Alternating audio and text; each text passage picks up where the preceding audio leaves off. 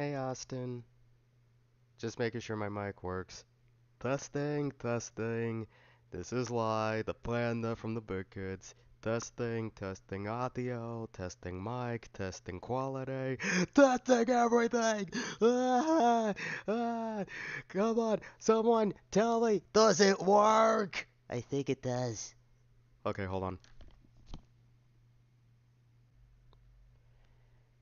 Don't worry, I don't leave when I buffer unless I tell you in the chat.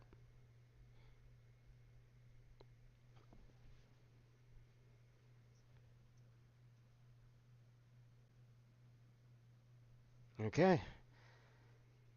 Desktop audio. Okay, there goes mic audio. Let's try desktop audio. Oh, okay. That was too loud for me. There's that. Let's see if it picks up this video. These are all copyrighted music, but I'm gonna try this video. Here we go. Now we're finally having some fun. I see the thing. All right, let's see. Phone. Yep. Awesome. Okay.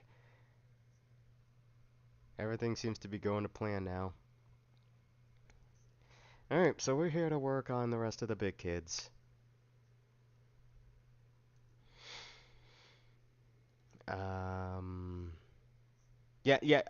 I didn't switch videos yet, so I'm gonna make sure I get that taken care of. And yeah. As you can see, we got Austin in the chat. He is Eli, the most certainly annoying possum, and Ollie the Corgi Scout. And I don't know. Yeah. I was also gonna say Ollie did make an appearance in this Big Kid short. Partners in Crime. He was building a sand cannon and blew up Rocky with it. That is a sentence I never thought I would say.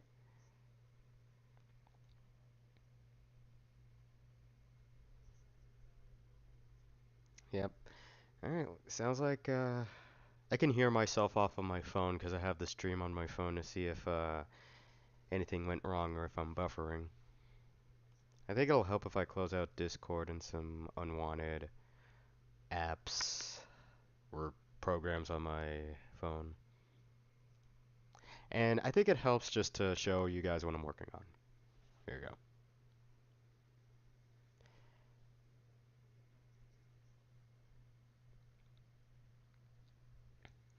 Your British accent's okay. But one voice I think you absolutely nail is Dog Day from Smiling Critters. I might do a Smiling Critters project. Other than that shipping animation I made. Again, that's done ironically.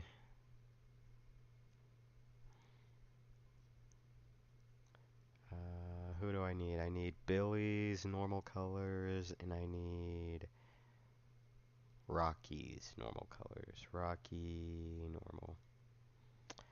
Alright.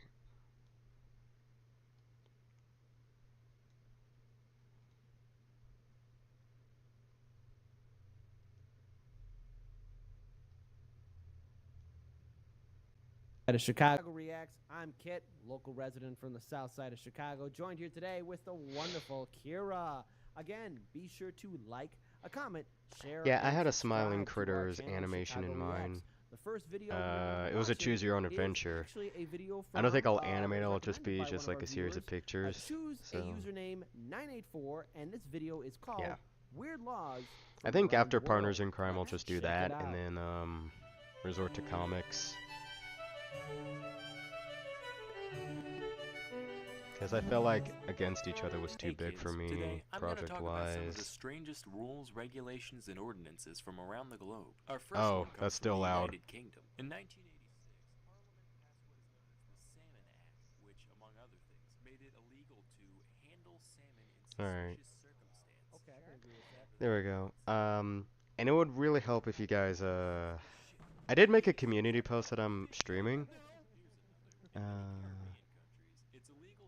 civilian to You wear know, camouflage clothing in public. In other man, words, this only heart allowed is in the to way wear of the the USA chat. has its fair share of dumb laws, most of which exist on the Do I need state to? level. For example, in Oklahoma, you can be Yeah, I arrested got to for wearing hear literal face at the Austin bar. as Dog Day in the That's Friday Night illegal Funkin' because mod he usually was in, police and he officers would was enforce so punishment good. laws every state would It's have to it's sad that was implement like the just by only default. bits of dialogue I Check heard this from out Dog Day though. that I could find, but it was amazing. The state of I really Florida, love it. I don't really know why they'd have to enforce this one. It's considered unlawful to have sex with a porcupine. Anyway, yeah, I can hear myself off on my phone. You guys expect I me don't know if to the mic's picking that up. I'm just making sure that the stream is hunky dory and stuff. This one really But takes the take. It's illegal for an we're kind of unmarried getting female distracted. to go Let's work on the big sledding kids, on a shall we? Sunday.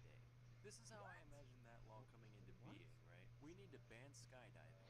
Why is that? The sky is God's domain. Us mortals have no right playing in it. I'm pretty sure God doesn't care about people jumping out of planes for fun. Okay, but how about we just ban people God doesn't like from skydiving?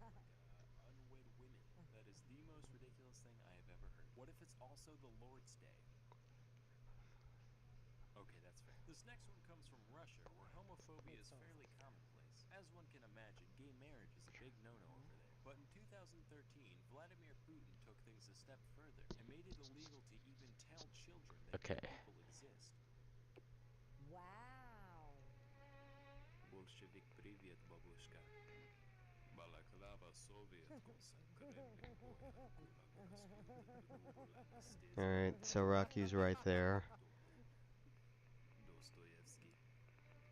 All right, I hope this didn't open up. Okay, this didn't open up on the stream. I'm gonna see if there's a way I can copy the link to my stream. In China, it's actually illegal to reincarnate without the government's permission. Like a lot of Chinese policies, this law was mostly Oh my God, Inigo Park. His creator, the creator of Inigo Park, watched some fan. Oh God, you're right. Vito recorded like a little clip that was like, "Why'd you buy the knockoff plush?" And they just recently animated it. So That's adorable. Yeah, I don't have it streaming, but.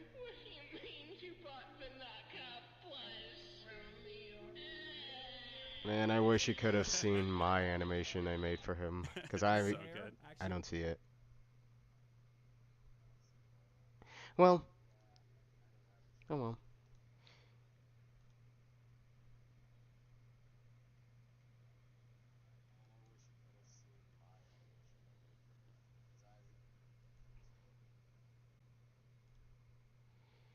All around me are familiar. Copy this link. Felix! That's Billy.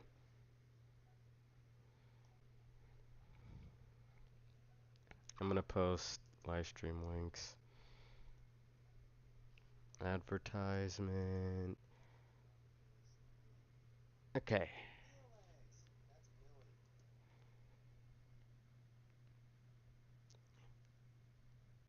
Uh,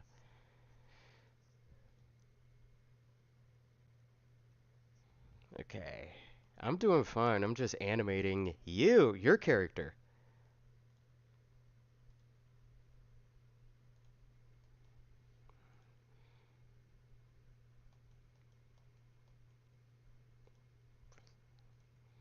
Oh, damn. No, okay. I don't think there's anything much to spoil. Well, actually, yes, there's something to spoil in Indigo Park, so I won't talk about it. All I'll say is I'm honestly the one bad thing about Indigo Park is that it's overhyped. Yeah, I think it's overhyped, honestly, because it's literally just one chapter. Basically, Chairman Mao's destiny now is not to be reincarnated as a human. As soon as he dies, he goes into another cat's body, and that's that. When the Chinese figure it out, Chinese government figures out that Chairman Mao is still alive, the leader will be a cat and will no longer be Winnie the Pooh. What would you choose to be reincarnated as? As an animal? Oh. You know what? Alright, that's me that's lagging. That It most likely is me that's lagging. badass animal. Chat. You know, Swoopsin. I've seen Y'all just gonna have to deal with that until my phone decides to give up on me. The two best encounters is when I saw one kill a pigeon. saw it twice happen. Yeah, one like right in front of me, and the That's other one. right. And I think you told me about this. and then there was another one at the park that I. It's cool to hear my voice for the first time in a live stream, right? Those are awesome. I mean, you've heard my voice in They're the fastest flying. the animations, They kick ass. They're awesome. I would come back as a peregrine falcon. but never in real time, What is what I'm animal trying to would say. you like to come back reincarnated as? Type in the comment section below, and as you, Kira, what animal would you like to come back as? I don't know. I feel like I want to lead a really like lazy and Maybe a sloth? like I'm just a okay. lazy life. I'd hate to I bring don't this know. up in the live stream, but Dog I'm gonna talk walk, to. I'm also gonna talk to sit Rocky's current down, voice actor about this, but launch. Didn't pet I'm it. gonna be a little bit more strict on what I want for the voice lines from now on, cause I've been saying yes, cause I just desperately needed lines, so You guys are bastards. they're just the one and only takes I've got from And like you they and just get the other everything guy that they Felix, want. but Like that's just why I'm not look out for that. Peregrine falcon for me, flying super fast. If I tell you to redo it, I might need it. It's mostly for mic quality and emotion purposes. Cool. It looks great. It's a fun adventure. But I And don't want I'm to gonna let it do slide for this anything. just the Like this this life one that I'm in scene. right now is so busy, but and I feel like I'm just constantly Yeah, I'm on the gonna. go. Like Yeah. I'm not as survival-y as I used to be because of my life has Okay. gotten easier, and that's really nice. But man, like surviving, like as just like a way of life is just kind of I'm exhausted from it. So I would want to be I would want to be something where I wouldn't have to really think about my own survival. I'd be a peregrine falcon somewhere in the city of Chicago, eating pigeons, eating I rats. suppose. I mean, pigeons are probably like Alright. pretty easy It's targets for an animal like since that. you mentioned smiling critters, some other indie horrors I'm into are Amanda the Adventure and Dandy's World. I've never heard about that. You know, But what's the word I'm looking for? I technically did an Amanda the Adventure So robust. animation. Yeah, you got 'em. It's kind of cursed though. I guess there's probably a It was the one video that I was using audio to test, using to test the I don't desktop know. audio. Hold on. If you know, if I know we're way off with the weird laws, but if you know if peregrine falcons or falcons in general have adrenaline rushes or anything like that, if you're a scientist and you know this, type in the comment section below. As for weird laws, you know, I don't know what it means in Great Britain to handle salmons, Okay. inappropriately. That aside, I could think of a few I mean, ways to inappropriately handle a salmon. yeah, probably I could think of that too, but we might. I don't want the video to get flagged, so if you know what is happening in Great Britain with salmon, homework. Maybe there's a salmon Tell us what's going on. shortage, you know, and if there's a salmon, you know, we're like, hey, let's not use salmon inappropriately. Like we want to use them for. I don't know. I'm making this up. Yeah, we need to know the story. Otherwise, I think our canon version will be doing something very wrong to the salmon. Wrong we- by whose definition? You know what? It's 2020. The world's ending anyways. oh, Why not? wrong Let's all pants. go That's crazy. Rocky's Let's pants. make it happen. There we go. With that being said, Kira, thank you so much for Yeah, joining you're me. welcome. Shout out to all of you for watching Chicago React. Be sure to like, comment, share, and subscribe. And if there is a video that you want us to react to, type in the comment section below, and we will see if we can get to it as soon as possible. Alright. Take care. Welcome to Chicago Reacts. My name is Kip. I'm joining you today with the wonderful, incredible Alright. Kira. Journey of a Beef Cow. We got a great video. And even though he tries to avoid it, We're gonna find out the granted, journey of it's a let's play a video. still.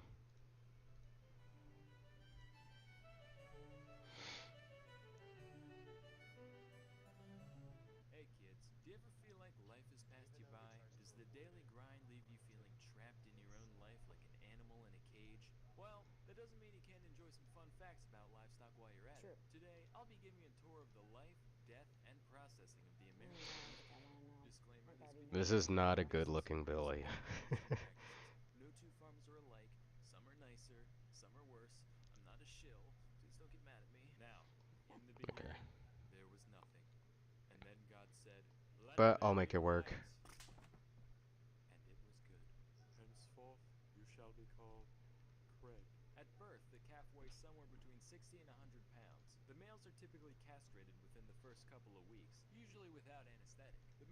this is to keep the steers mellow later in life, but it also stops their male hormones from giving the meat an off taste that the American palate isn't really accustomed to. Anyway, things started off pretty good for Craig. Drinking milk, hanging out, the life.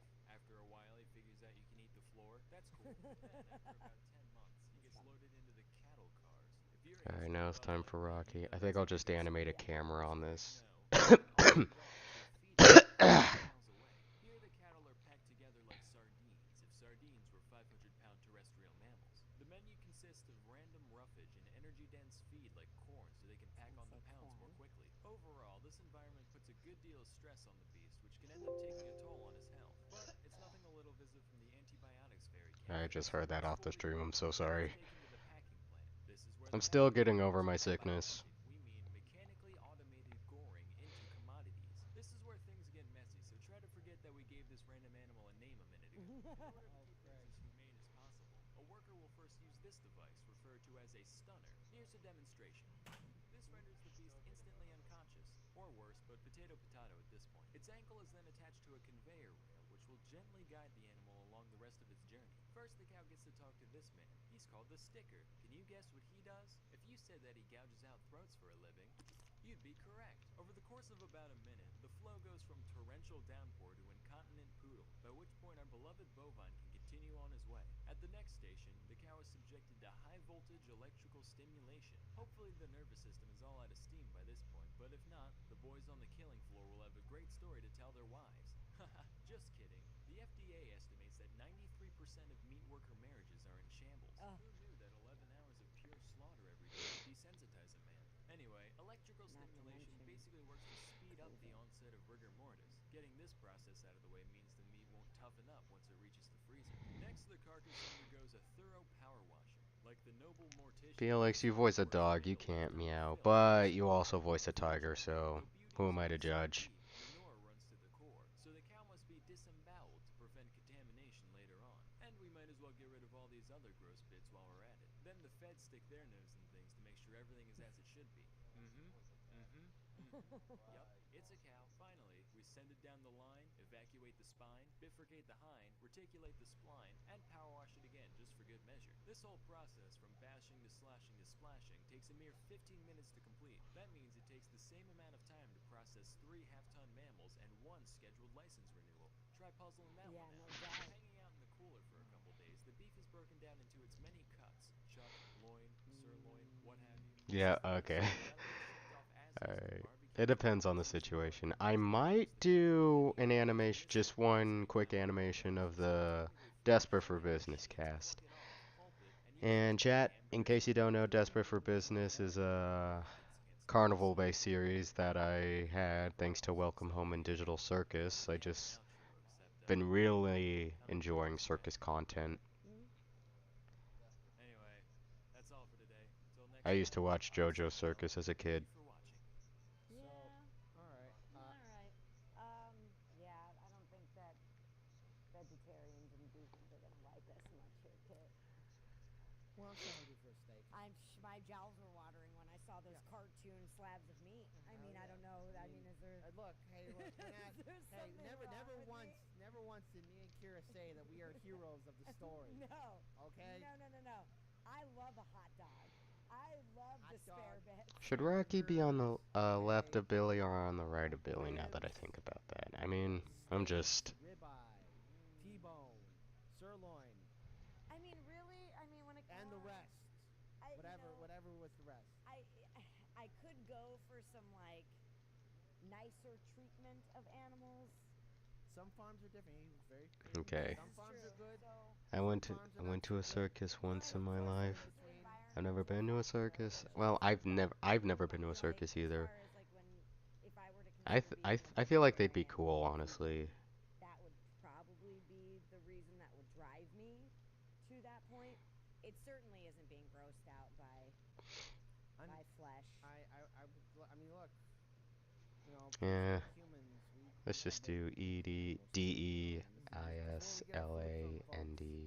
There was no promise of it being pretty, but now you know. Yeah. And if you really want to see how ugly it can get, just you can find it on the internet. A volunteer. We're not gonna tell you where to find it. Huh. I mean, and there's an argument to be made about like the antibiotics and the hormones Wow. the So cartoon far, you're character the only all voice from actor who stays true to the big kid's life, uh, because all five of the big This is kids where it goes. attended a circus, There we go. and because that's how they met. but yeah, I kind of already knew all of this stuff. I've read all of the like Fast Food Nation and Omnivore's Dilemma And of course, if you read Upton Sinclair's The Jungle. oh, and The Jungle I've read. Yes, Yep. that's for some of the Chicago folks out there. Yeah, that's a good book. It is a good book. Really good book. Upton Sinclair's The Jungle. I think the proportions are accurate. I need to pull Yeah, up the chart so again. thank you so much for watching this video. Be sure to like, comment, share. The and thing is, though, subscribe. JoJo This is attended the Kira. circus. My name is Kit, and if you have a video that you would like us Well, yeah, he literally was a type it clown in that comment section below, and we will and see if we hated can it. get to it. Take care. Hey everyone, this is Kit with Chicago Reacts. I'm joining you today with the wonderful, incredible Kira. We got a great video. Anyway, Be sure to like, comment, share, and subscribe. The video we are going to be reacting to is The Truth About Chimps, which was suggested to us by one of our viewers. I hope I say your name right. Ndudman8. where's the So height much. chart? Let's play this video and find out the truth about chimps. There it is. Okay. We'll make Billy a little bit bigger. Hey kids, so we all know that, as far as living things go, humans win, not even a contest. But it turns out, if you hop to the next genome over and look real carefully, you can actually see a basic version of a lot of the stuff that makes us so great. Here's some stories about what chimpanzees can get down to in the right context. Talk about chimp tails. Now, North Korea's Pyongyang Central Zoo has a colorful history, from its humble beginnings as literally just 50 badgers and a fence, to the parrot they taught to recite poetry praising Kim Il-sung, to being the only place in Pyongyang where you can look at a dog legally. It seems the only thing that's remained constant throughout Yeah, I the zoo's remember life the is weird that laws it's fucking in depressing. that. Fortunately, both workers and animals alike found ways to cope, one of which is smoking. Azalea the chimp is currently 13 years old and is one of the shining stars of Pyongyang Zoo, purely for her ability to burn through over a pack a day. Now, I like That's a good amazing. old-fashioned Wow. smoking chimp as much as the next guy, but whereas most zookeepers would probably try to talk her out of something so unhealthy, the North Korean ones actually gave her supplies, just like, feeling trapped? Welcome to the club, pal. Her skills are actually pretty impressive. Not only can she use a later, but in a pinch, she also knows I'll the make old it faster. schoolyard trick Yeah. like All Ponzi. right, all right. It's a shame that her mind wasn't Oh, put that's towards something awesome. a little more healthy or productive. Nah, you know what? That's pretty dope, actually. I'm happy with that. Just I'm make Let's it show you smoother. 1954. A chimp named Congo was born in the London Zoo. Little did anybody know, this ape was a prodigy. Out of curiosity, one of his zookeepers, named Desmond Morris, decided to give Congo a pencil and a piece of cardboard to see what he'd do. Almost immediately, he started drawing some rudimentary lines and shapes. Morris was like, whoa, and decided to let him try painting on for size. And what he saw was incredible. Congo created these beautiful renderings. No Realism and way. self-expression that would make even the great masters stare in awe. Nah, just fucking with you, they're garbage. But for a Okay. non-human, I there's was still like, something to be nuh-uh. appreciated here. Congo had at least a very basic sense of composition. Like, you can see there's some balance to the images. Matter of fact, when his handler would make shapes on one side of the page, Congo would deliberately mark up the other side to maintain some kind of symmetry. He also had an artist's sense of self-entitlement, because whenever his owner tried to take away a picture before Congo thought it was finished, he'd literally go apeshit, all throwing a fit and screaming till they gave it back. But hey, painting done by a chimp. You know who likes pointless That ain't bad novelties though, like that? right? The incredibly For, like, rich. modern In abstract. 2005, 3 of Congo's paintings were up for auction next to works by 2 obscure little artists known as Andy Warhol and Pierre-Auguste Renoir. And while Never the 2 heard of them. actual artist pieces went completely unsold, these 3 beauties got picked up for the scant For price sure. of over 25,000 US dollars. And the guy was like, wow, I felt something for a second there. I really like the watermark on this. I wonder what got on the nerves. This is my painting. Oh, I didn't show the scene yet. Called Washa. Actually, Washa was the first should I? creature to learn to communicate I don't want to with reveal too much of what I'm Sorry, working shit, on. Coco. Considered adding cameos. Oh, Arthur. That's the thing, though. I wanted to do that, but I don't know how many people are comfortable being on YouTube. Cause I know, cause I know a guy who helped me on this. Let's call him Lincoln. Cause that's his, cause he goes by that in real life, and calls himself that a lot online. He helped me with the big kids initially, but hasn't really helped me as of now. But yeah. Alright. Firstly, the simple action reward setup meant that Washo didn't have The to really understand the words she was okay. saying. Same way a parrot saying I love you in a YouTube Okay, I can't find partners in crime. Essentially over. So the researchers abandoned this and instead just let her learn through observation of her caretaker sighting, with much better results Okay. the total absence of reward stimuli. And the only I'm gonna pull downside up is the that project of what I got. designated chimp tickler ceased to exist. In total, Washoe learned around 350 individual signs in ASL, and she'd even used these to formulate novel phrases for new objects. Like one time she wanted to talk about a thermos, but didn't know what a thermos was. She goes, metal cup of drink. Hey, scat, scat. This story comes from a chimp named Lucy, who was raised by one Dr. Maurice Temerlin and his wife, Jane. The tale of Lucy's Okay, life that is it's what not makes working. Hold on. officially the third most famous woman named Jane who worked with apes. In the same vein as Washoe, the pair attempted to gain some insight into Lucy's weird chimp noggin by raising her like you would a human. You know, dressing herself, using silverware, making tea, looking at magazines, pretending she Oh man, my mic's gonna die. But as Lucy matured, things took another I think I need to. turn. Yeah, I might just stop talking. I'll probably rely on my headset mic, but not the headset mic, my computer mic. Around their home with Lucy, which I don't know how you'd make this mistake twice, but it was apparently a common occurrence for them to leave her alone for too long and come back like, honey, I think the monkey's fucking wasted. Again. Man, Another one of her hobbies trying to was open up sculpting human Shotcut. heads out of poop. Her own It's the poop. program I'm They used also to left some copies of Playgirl make that. magazine around for Lucy to flip through, which she became very fond of. So fond, in fact, that she was caught multiple times, having relations with the vacuum cleaner. Oh my I don't God. understand the mechanics of it, because no source I found ever went into detail, and believe me, I wanted to know as much as you do. All I know is that, all things considered, some pretty exemplary tool use there. So the Yowza. pair saw this, and they were like, alright, we gotta Okay, get these what chimp if I legs press back. save on that? But the problem was, Lucy was No? conversing with people, eating with people, fucking the old chimp bean to people. So it's not a stretch to think that Lucy thought she was people. So imagine you're people, and you get thrown into an enclosure. Can't really share. Horny Yeah, shit. I know. Have I have a fun, fur we have affinity. fun. And that's just what Anyway, Lucy did. As time went so on, I Lucy can't got more and more share violent, regularly the trashing program I others, used out of to frustration of not put the being able clips to talk about together. what was so fundamentally unnatural about her Yeah, existence. I heard it off The the. couple had had enough Damn and it, my decided mic. to take Lucy I to heard a it off my rehab phone because I was without consent scrubbing again, through the in thing. hopes that she could be So forced to acclimate to primate life. She could barely cope with it at first, getting real depressed and hardly associating with the other apes. but I She do even have admits Movie to Maker had to on. give up a life of American luxury, complete with booze and vacuum fornicating, to go live with chimps in the wild. But with the help of a graduate student named Janice, Lucy eventually came to accept her fate, and although she'd never met Alright. another of her kind, she ended up getting along with her troop well enough. About a year after leaving the rehab center, Janice came back to visit, and Lucy gave her a warm embrace before waddling back to the rest of the chimps. Aw. Then Lucy got poached like a fucking egg, which kind of puts a damper on the whole happy ending, but, you know, No, the hand's been whatever. hacked. So if there's one lesson to be gained from all this, it's that the Trying best to way to pull learn up the something is to be clips. immersed Sorry, in it and chat. take it in. I'm just While trying. chimps are good for making dogs do backflips, true comprehension comes from Now integrating new it's- things we into your need daily smart life. dogs And what now better way more to than do that? ever. Free Create them. audiobooks. Sponsor time. And you know what? We need smart dogs. And, Pulling up the Oh, that clips right Lucy now. story's really sad, huh? yeah, but you know, I mean, hey, humans are number one, apes at the bottom. So take that, Planet of the Apes. We are number one, and humanity first. Alright. So Humanity first. well, yes, humanity first. Right. I am pro Okay. human. As we all I'm slowly gonna kill wait for it ourselves to and each show other. up on the Chimps stream. too, but you know what?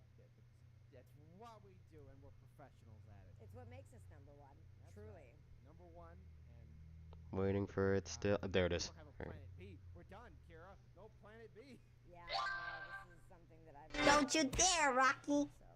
So. Wait, officer? What are you doing here? I know what you were gonna do, Rocky. It ends now. What was I gonna do? It's called indecent exposure.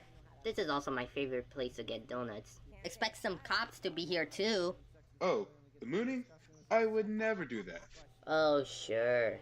Everyone in Pocketsville doesn't know you're the culprit behind all the butt-shaped smudges on the window pane.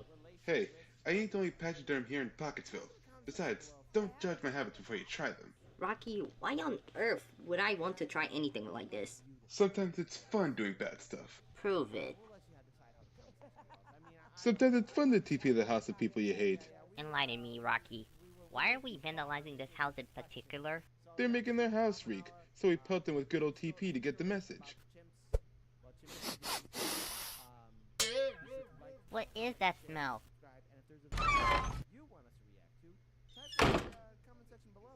Yo, you didn't tell them what we were up to, right? Whoever was living there died.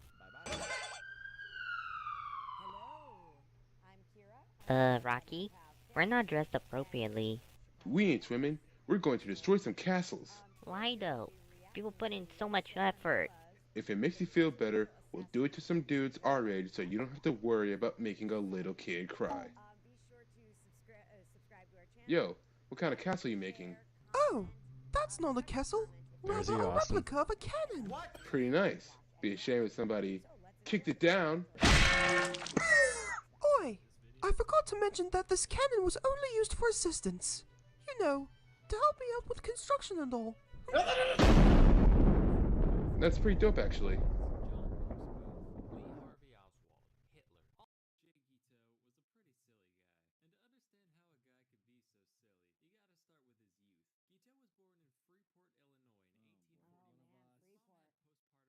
There we go.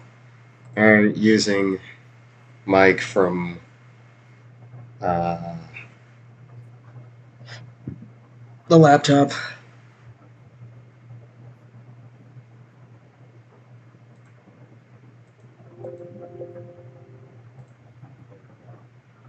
Michigan, so hi. Alright. There's that.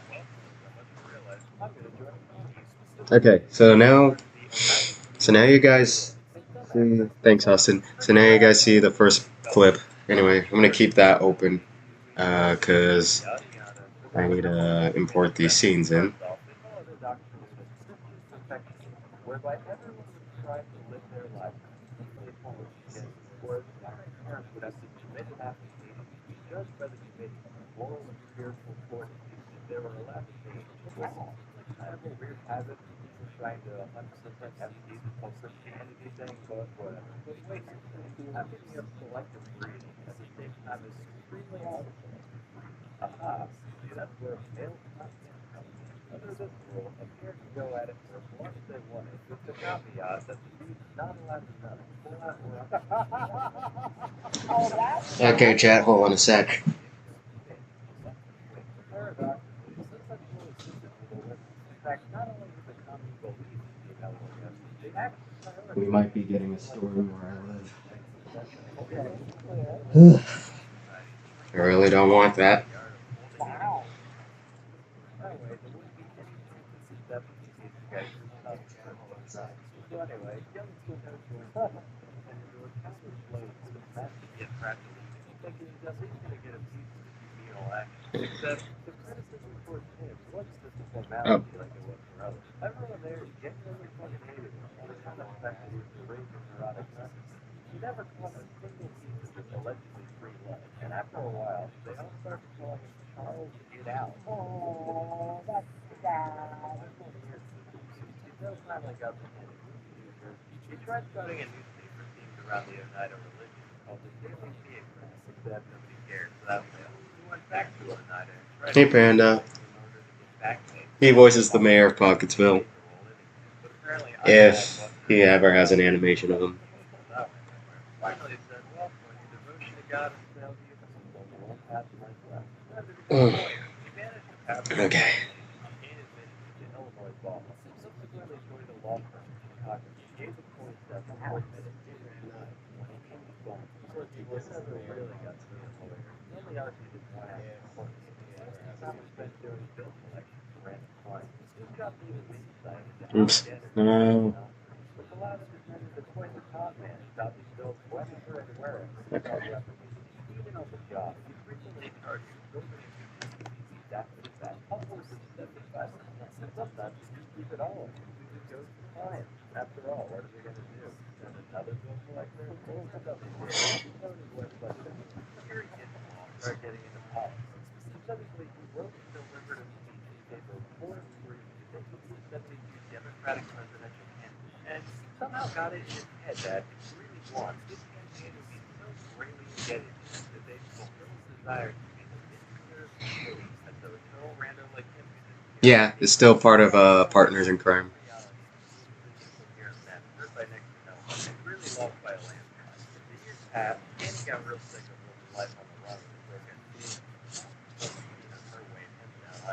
Back in the day, he was just divorced someone willy-nilly. He needed a valid reason.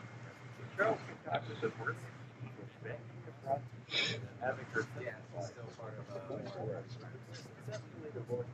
Hopefully, this episode might be longer than Hide and Stink, because there are some gags that I want to put in with Billy and Rocky. Despite being a man of God, he was still very much into time of violence, and was frequently in the den of collective His brother called witnesses, wrote him a letter, basically Hopefully, this episode might be longer than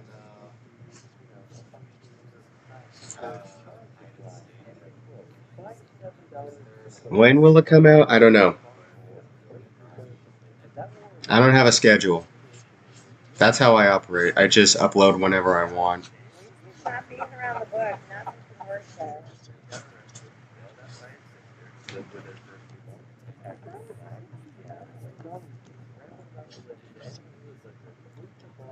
Not in a boat way, but everyone in the other one fucking died. This is a time of God. I don't have a schedule. That's how I operate. I just upload whenever I want. Alright. Yeah, totally right.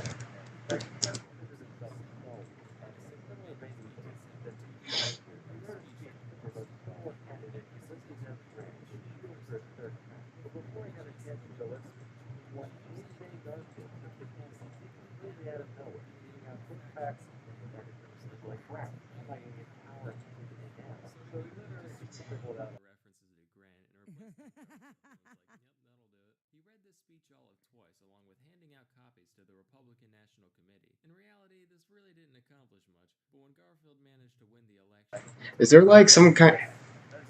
Is there like some... Oh god. Is there some kind of like... Oh crap, I didn't switch screens. There we go.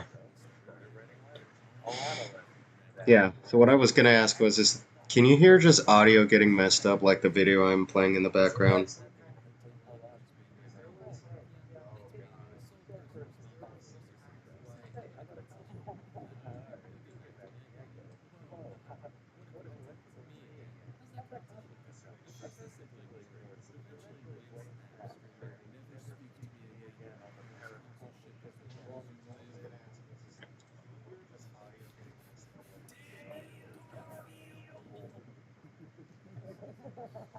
Alright, that's good.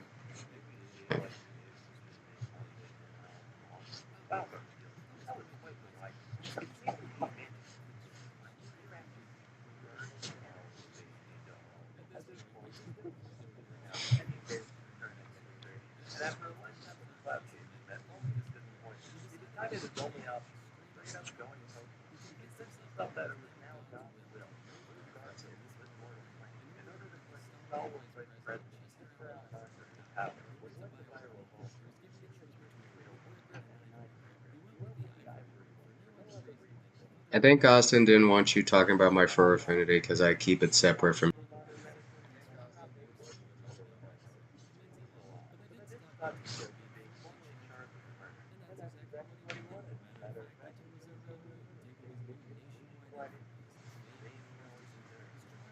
Of course, it had a crash right when I was explaining it.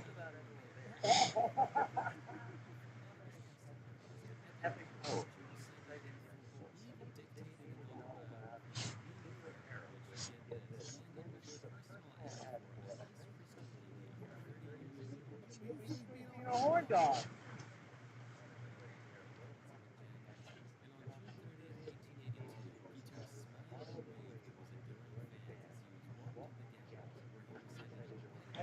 It's raining where I live now. Only one thing to do. Really easy, but for everything else, you're gonna need a combination of hard work and know-how. Will the foremost ultimately come from within? There's plenty of resources.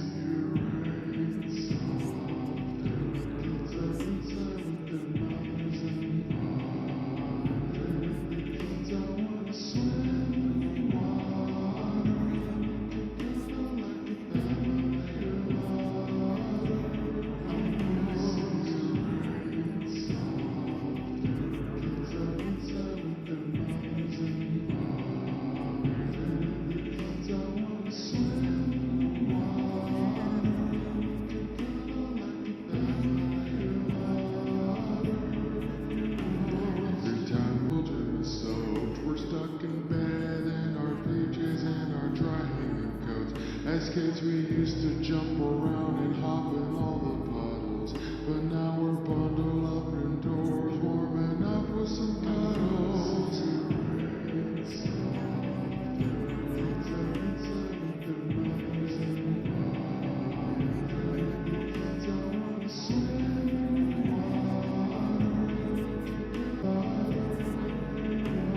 I used to think the rain would ruin our perfect day, but that don't mean there's nothing to do today. And with the sun covered up, we had the curtains in mind. We could catch up on our favorite shows and maybe chill tonight. The playground is strange and the jungle gym is soaked. We're stuck in bed in our PJs and our dry hanging coats. As kids we used to jump around and hop in all the puddles, but now we're bundled up indoors, warm enough with some cuddles.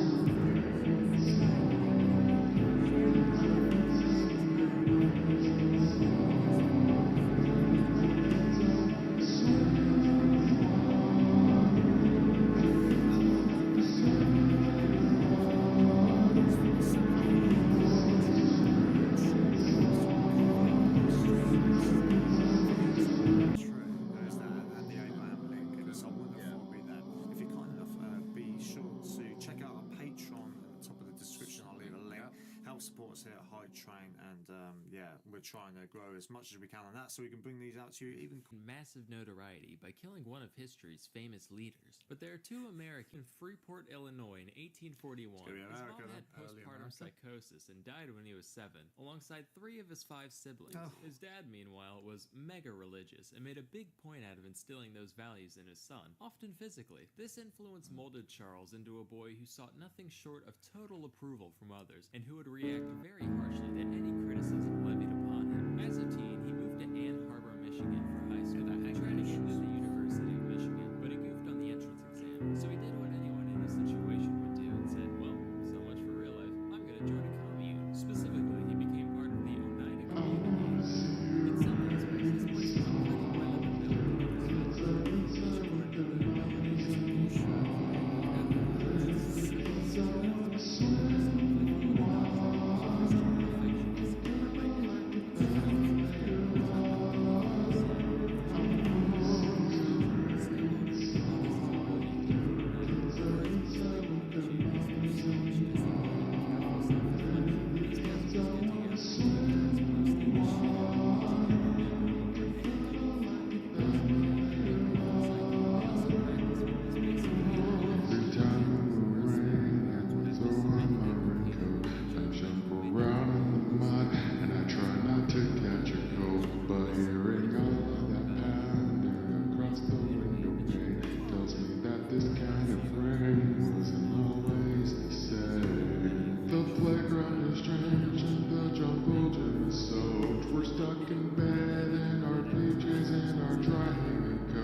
As kids we used to jump around and hop in all the puddles, but now we're bundled up indoors, warm enough with some cuddles.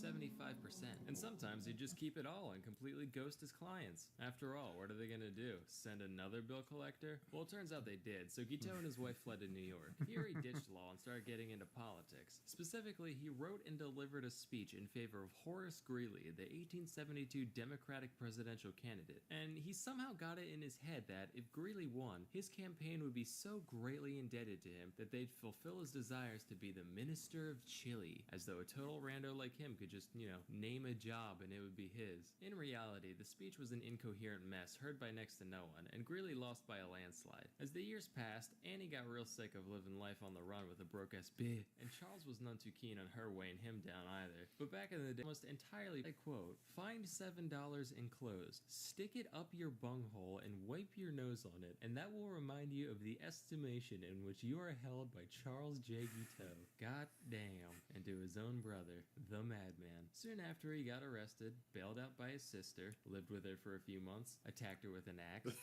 went to DC, rambled about religion to anyone who would listen, moved to Boston, got in a boat accident where everyone in his boat was fine, but everyone in the other one fucking died, took this as a sign from God, moved back to New York, and got back into politics in 1880, this time as a Republican. During this campaign, he's had quite the life so far, hasn't he? I'm like wondering how on earth he got to be a president, he literally just ran think about wreck, that bit, didn't he? How did that work? I mean, like you said, he's a lawyer, but like literally had one case. Yeah, I've won that case. You didn't win anything, and pocket the money. I guess that's how he made it. It looks like he has a lot of bad luck around him as well. It just follows him, doesn't it? I think he made a lot of it by the look of it, doesn't he? I love when he got out of marriage. Oh, you like that, yeah? We got her. That was quite funny. Boy, seems like a lot of fun, alright? It's always fun. There you go. I'll pay you. I'll pay you to so we can go and do this, and then you can go and testify in court that it happened.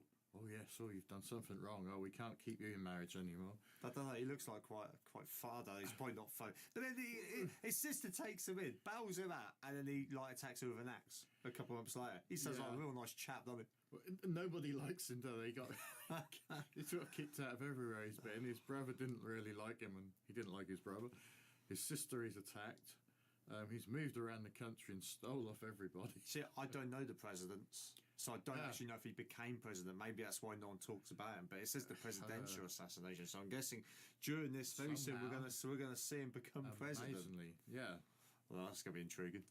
And there were two main factions of Republicans, known as the Stalwarts and the Half-Breeds, which sounds like some Tolkien shit, wish we had names like that today. Now, Guiteau considered himself a stalwart, and in a similar vein to his 1872 venture, he wrote a speech to promote stalwart candidate Ulysses S. Grant, who was shooting the National Committee. In reality, this really didn't accomplish much, but when Garfield managed to win the election, Guiteau was like, "Yes, that was entirely me. Garfield is in my supreme debt. As God is my witness, he shall make me a consulate in Vienna or Paris or someplace cool like that." He went to DC to await his inevitable appointment, but obviously nothing happened. So he started writing letters. A lot of letters. When that didn't work, he started actually stalking both Garfield and the Secretary of State, James Blaine, intercepting them in hotel lobbies, just being like, "Oh, hey, yeah, it's me, the sole person responsible for your success. Say, how about a consulship?" "Alright, you'll get back to me, I get it." "Whoa, haha. What a coincidence. Me again. How's that consulship coming?" At first they simply ignored him, but eventually Blaine snapped, screaming, "Never speak to me again on the Paris consulship as long as you live." Damn you, Garfield! I sense a disturbance in the force. Maybe daylight savings just made Monday an hour longer. Wow, Garfield, that was quite the wisecrack. It's amazing how you managed to keep things fresh year after year.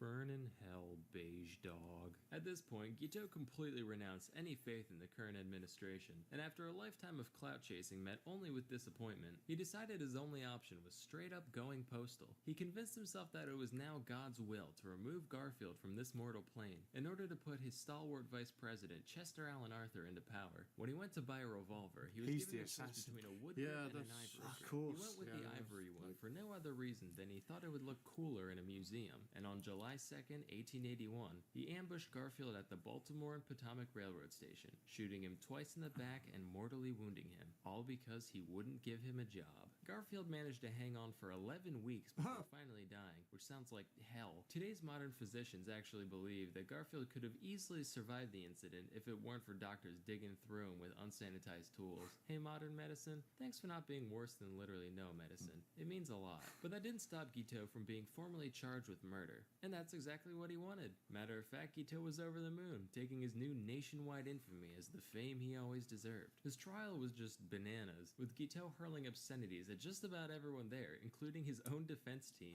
and formatting his testimony as an epic poem which he recited in full. He even dictated an autobiography to the New York Herald, which, get this, he ended with a Boy, personal seems like a ad lot of for fun already. Christian lady under 30 years of age. What a baller. When the guilty verdict was read, he called everybody there low consummate jackasses, and on June 30th, 1882, Guiteau smiled and waved to his adoring fans as he was walked to the gallows, where he recited a repetitive, deranged poem he wrote that morning, which was performed in a high-pitched falsetto voice, since it was written in the point of view of a child. He asked for a full orchestra to play during the reading, which I don't have to tell you that went nowhere. And promptly thereafter, he was hung. When the gallows dropped, people were probably like, ugh, Jesus, it's finally over. I just came here for a nice little execution. They subject me to all that? Oh, my money back, frankly. So it just goes to show, you can't always get what you want. Unless that thing is getting everyone to hate you, that's extraordinarily easy. But for everything else, you're gonna need a combination of hard work and know-how. While the former must ultimately come from within, there's plenty of resources out there for the latter. The best of which is a seldom talked about little startup called Skillshare. Sponsor time. Skillshare is an online learning community with over 20. What do you make of that then? We got that wrong from the start, didn't we? Yeah, we just assumed that he was going to grow up and be president. Just because the title just because he threw us became off a bit, he became a lawyer, and I thought that was it. He's going to be I the think president. Just after it started, after I'd said that, I almost thought like, no, he's going to be the because he's such a bad guy. When it was just, I don't think it was necessarily that he was bad. He was more deranged. Yeah, maybe that's it. Yeah, he didn't seem with it, did he? Partway through that, kind of a difference, aren't they? Yeah, I mean, just like I said before, chasing his sister with an axe when she took him in. Now that's deranged on his own. Most normal people would just leave, but yeah, he obviously didn't like not getting his own way, did he? He mentioned no, I wouldn't have that, Kev. Not at all. You know, didn't like the president that was in, so shoot him. I've heard of Garfield and all. I should have actually got that, to be fair. And just to see that Garfield probably could have survived that. He kept going for 11 weeks, 3 months, seriously. But it was because of all the digging inside of him, with the non-sanitary side of it. Yeah, now there was like vote on who would have him, but obviously he thought the quickest way is just shoot him. Like I mentioned earlier, let us know in the comments your thoughts on that one from the Salmonella Academy. And yes, we'll probably be taking a look at some more of the Salmonella as time goes on. So be sure to subscribe. Other than that, thanks for joining us. We'll see you in the next one. Catch you on the flip side.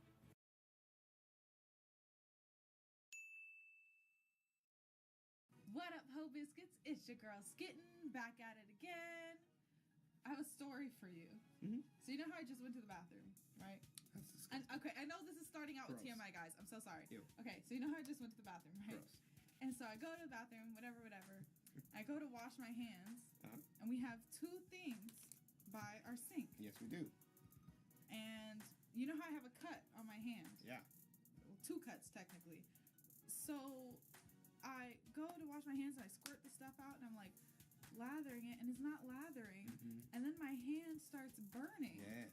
Because we have soap and also hand sanitizer by our sink. Yep. So I wash my hands In pain. with hand sanitizer. Washed your hands with pain and suffering. And now my hands smell like freaking rubbing alcohol. Okay. It's just like But what did I do to deserve this? I don't deserve this. Well, first of all, you're pretty mean to people on the internet, so you kind of deserve that. Skittin'. But the upside is you get to feel what it's like to be a working woman. You know? The labors of your work, putting together your desk. Picture in background, please. Skittin' editor. Put it up there. I will try to put There you go. That's what it's for. Look at that. Look at it. It's amazing if it's back there. If it's not back there, put a cute puppy. So at least I'm looking at something. Look! So you're not just looking at a green screen. At this. Yes. You fucking did that. But yeah, I injured myself while we were putting together the desk. No, you didn't even, that wasn't even a step. You were just playing with the... No, I was trying to get the thing to go in. I told and you said go from the bottom. Yeah. And I went from the bottom, but then I couldn't push it in because of my nails. You know, I can't like, push it in. And so when I tried to push it in, my hand just slipped and on the only dangerous part of the table and that we're covering up. We have covers for them. Anywho's we're here for salmonella. Oh, go ahead. What's up? I was gonna say somebody was mentioning. Oh, Anonymous on our Discord. Yes. By the way, join the Discord if you haven't joined already. You know. But Anonymous on the Discord was like, we need to set up a skit and watch. Oh yeah. Because I'm consistently sick and/or injuring myself. And I was like, no, I'm fine. And then like a couple days later, I got like a sinus infection. Yeah. And then like I injured my hand, and then I sneezed and I hurt my rib. And your pinky too. Oh, and I broke my pinky nail off. And then your knee injury that you just healed. Yeah, you did and yesterday. I scraped up the knee injury. Yeah. What else? I think that's it. Okay. I had a migraine last night. That's not really. I mean, it's not like. But yeah. So anyway, my life is a tragedy. Yeah, it is. I try to explain to people, why didn't you tell me that? Like, I would never stop telling you. That's why. The list goes on and on and on.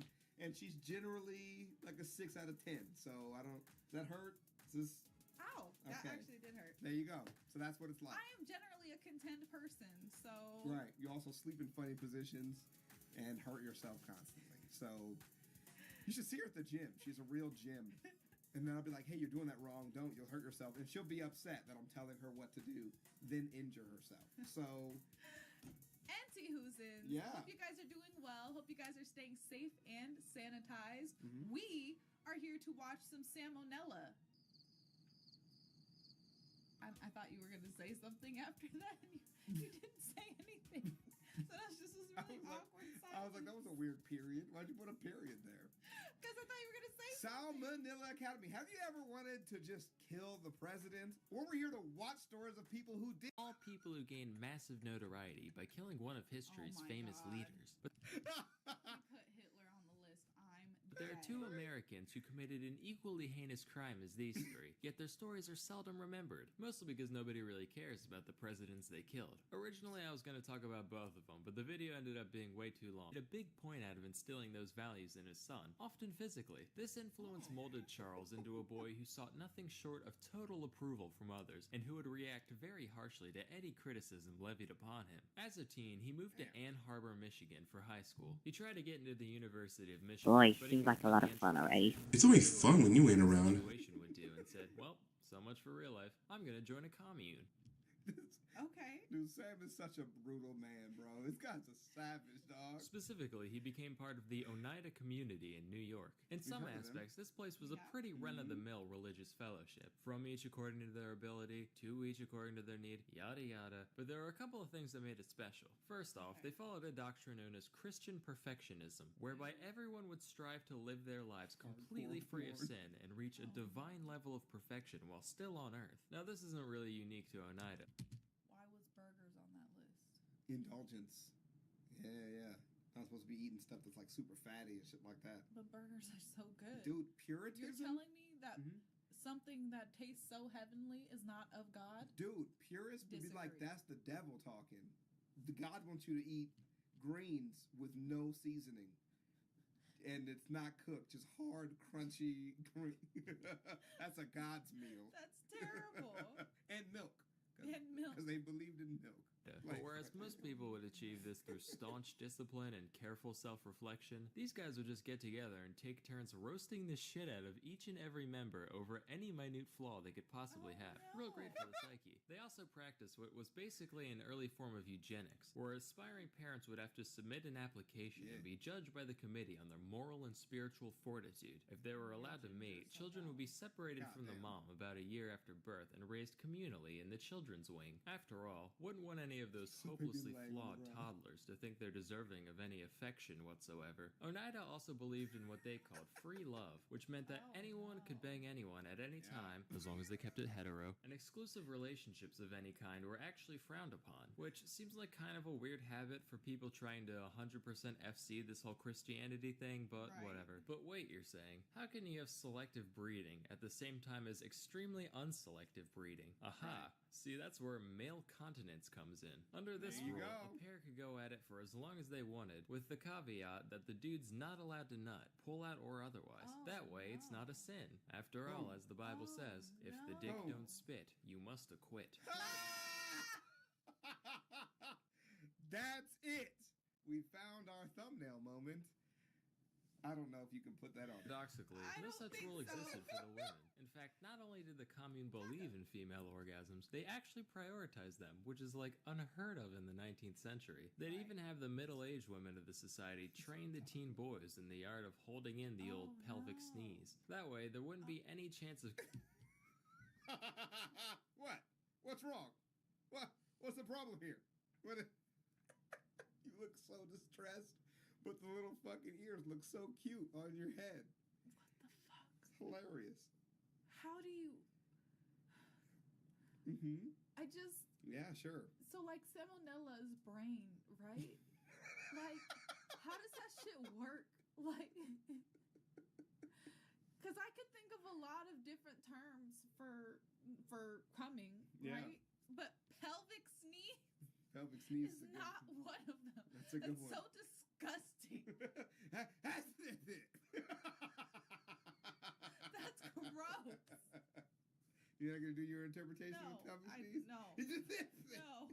conception in case the guy goofs up his first few tries. So anyway, young Guiteau joins this whole thing and endured countless blows to his massive yet fragile ego, thinking he's at least gonna get a piece of this communal action. Except the criticism towards him wasn't just a formality like it was for others. Everyone there genuinely fucking hated him on account of the fact that he was a raving neurotic narcissist. He never caught a single piece of this allegedly free love, and after a while, they all started calling him Charles Get Out in the hopes that he'd leave. This is real. And after 5 long years of this abuse, Guiteau finally got the hint and moved to New Jersey. He tried starting a newspaper themed around the Oneida religion called the Daily Theocrat, except nobody cared, so that failed. He went back to a law firm in Chicago at the age of 27, where he met his soon-to-be wife, one Annie Bunn. Of course, Guiteau never really got to be a lawyer. He only argued in one actual court case. Most of his time was spent doing bill collection for random clients. This job gave him insight into how debtors think and operate, which allowed him to turn into quite the con man, dodging bills whenever and wherever he saw the opportunity. Even on the job, he'd frequently charge exorbitant contingency fees after the fact, upwards of 75%.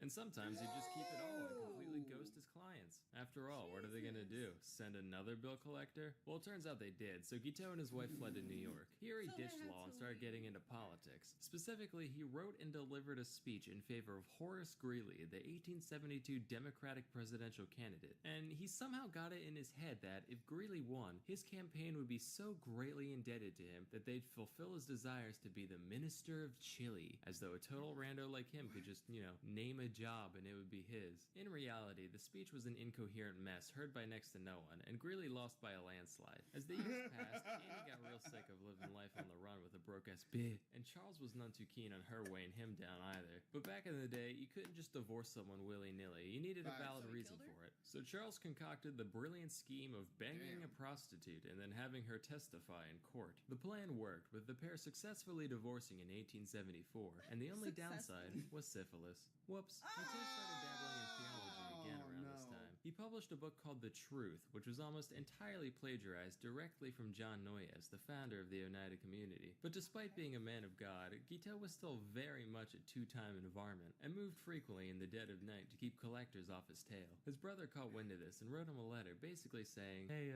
maybe you should pay your bills now and then so you can be, a functioning member of society. To which Charles replied, and I quote, find $7 enclosed, stick it up your bunghole and wipe your nose on it, and that will remind you of the estimation in which you are held by Charles J. Guiteau.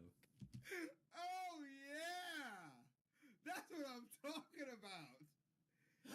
Imagine writing that text message to your friend. Holy shit. Cash App you $5. Mind your business, broke bitch. Fucking hate you. Shit. Why? What did your brother do to deserve this? Not minding his business. Don't you ask me about mine, worry about yours. Here's $7, broke motherfucker. Why was it exactly $7? Why 7? That's a lot of money, too. I was gonna say, you couldn't just give him $1? Damn. Bro, that's a lot of money to talk shit. Oh my god. That is comedy to me. Oh my god. Stick it up your bunghole and wipe your nose on it. That's funny.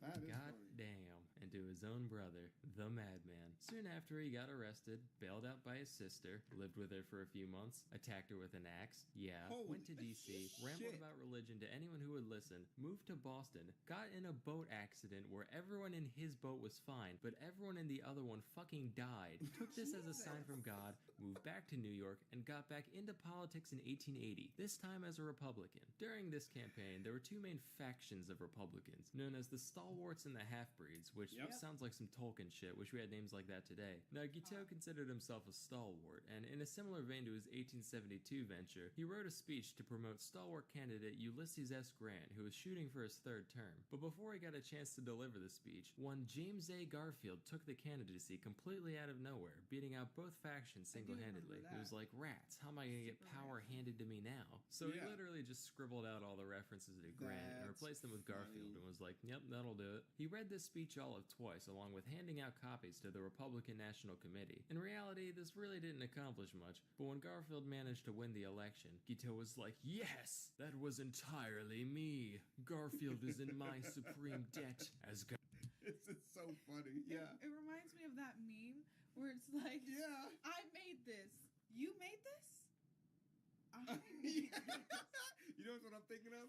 Is the one where from The Office that's got the guy in the suit, and then it's got Michael like shaking his hand with like a mullet. He's like, you know, like all fucked up. Like, God is my witness. He shall make me a consulate in Vienna or Paris or someplace cool like that. He went to DC to await his inevitable appointment, but obviously nothing happened. So he started writing letters. A lot of letters. When that didn't work, he started actually stalking both Garfield and the Secretary of State, James Blaine, intercepting them in hotel lobbies, just being like, oh, hey, yeah, it's me, the sole person responsible for your success. Say, how about a consulship? Alright, you'll get back to me, I get it. Whoa, haha, what a coincidence. Me again. How's that consulship coming? At first they simply ignored him, but eventually Blaine snapped, screaming, never speak to me again on the Paris consulship as long as you live.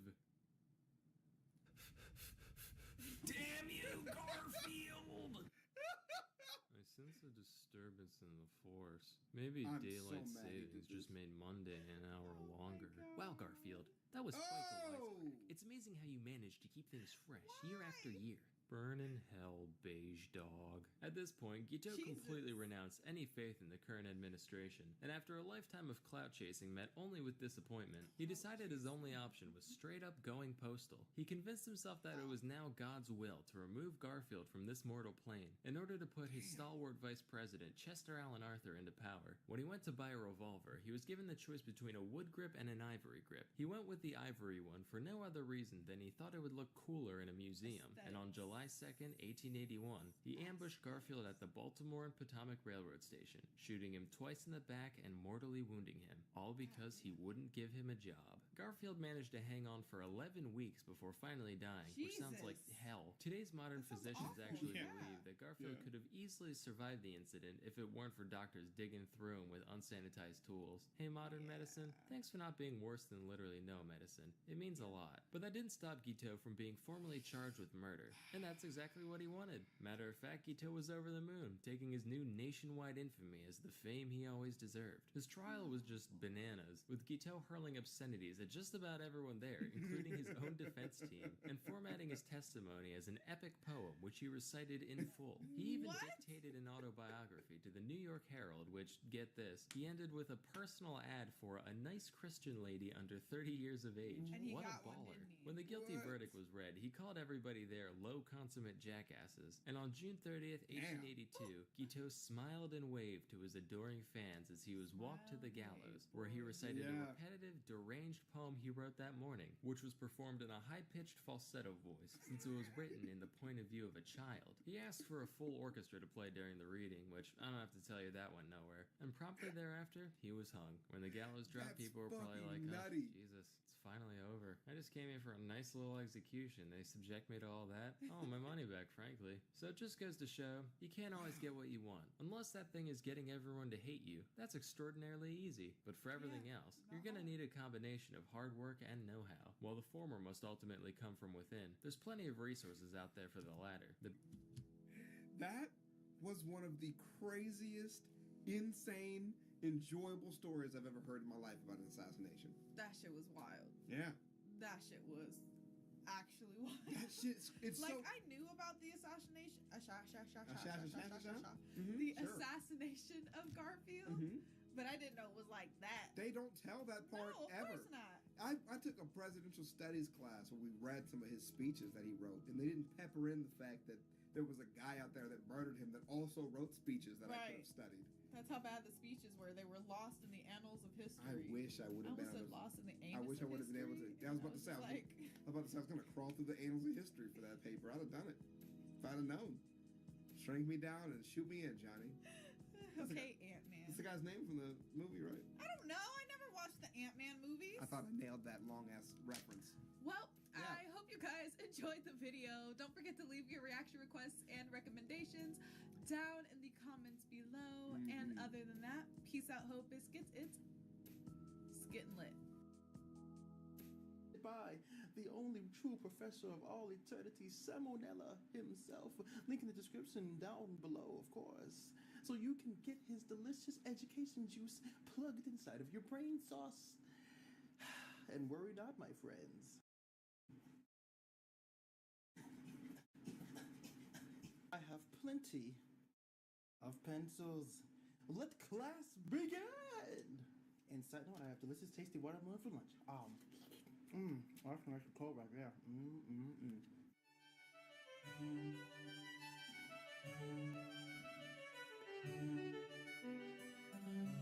Hey kids, John Wilkes Booth, Lee Harvey Oswald, Hitler, all people who gained massive notoriety by killing one of history's famous leaders. But there are two Americans who committed an equally heinous crime as these three, yet their stories are seldom remembered, mostly because nobody really cares about the presidents they killed. Originally I was going to talk about both of them, but the video ended up being way too long, so today we'll just stick to this one, I guess.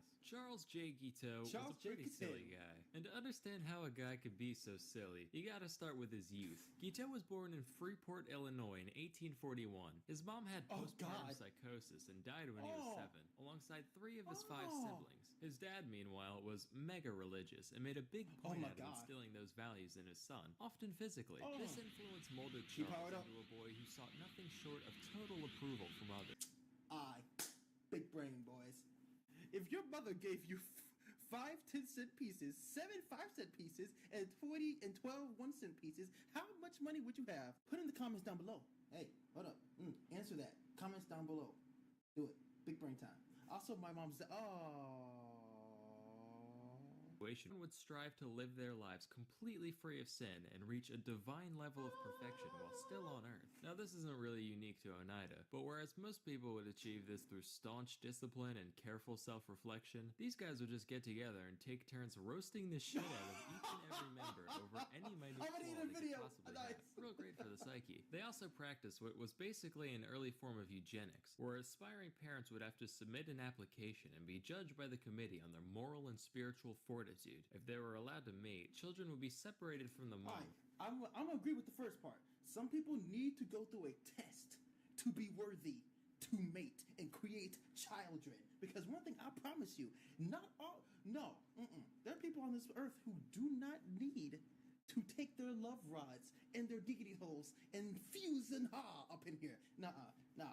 Can we bring this back? Can we have a nice little piece of paper that's saying, are you good enough to have a children's? Please, Kay. Thanks.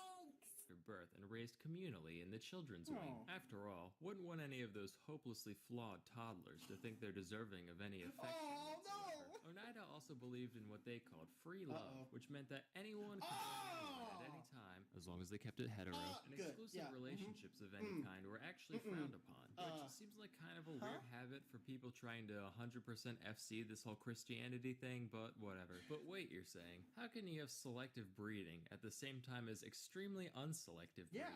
Aha. See, that's where it was even a thing? You about to tell me that the homeboy could tear it up, could wreck it, to tear it to pieces, could googity goop a girl's giggity love hole. Oh, please. In the old pelvic sneeze. By the way, there wouldn't be any chance of conception in case the guy goofs up his first few tries. Pelvic sneeze! Oh, Jesus, that one got me. Pelvic sneeze!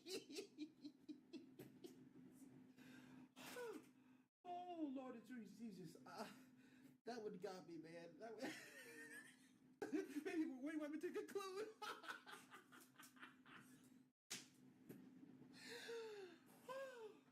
I'm gonna need some watermelon for that one, ladies and gentlemen.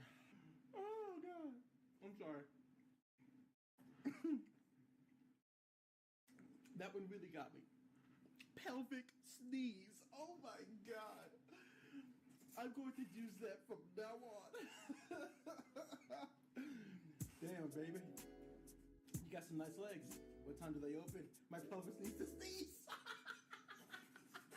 Others. Everyone there genuinely fucking hated him on account of the fact that he was a raving neurotic narcissist. He never caught a single piece of this allegedly free love, and after a while, they all started calling him Charles Get Out in the hopes that he'd leave. This is real. After 5 long years of this abuse, Guiteau finally got the hint and moved to New Jersey. He tried starting a newspaper themed around the Oneida religion called the Daily Theocrat, except nobody cared, so that failed. He went back to Oneida and tried to sue the place in order to get back pay for all his voluntary unpaid labor while living there, but apparently I'm mad. Specifically, Why Greeley is the bee's knees? In favor of Horace Greeley, the 1872 Democratic presidential candidate, and he somehow got it in his head that if Greeley won, his campaign would be so greatly indebted to him that they'd fulfill his desires to be the Minister of Chile, as though a total rando like him could just, you know, name a job and it would be his. In reality, the speech was an incoherent mess.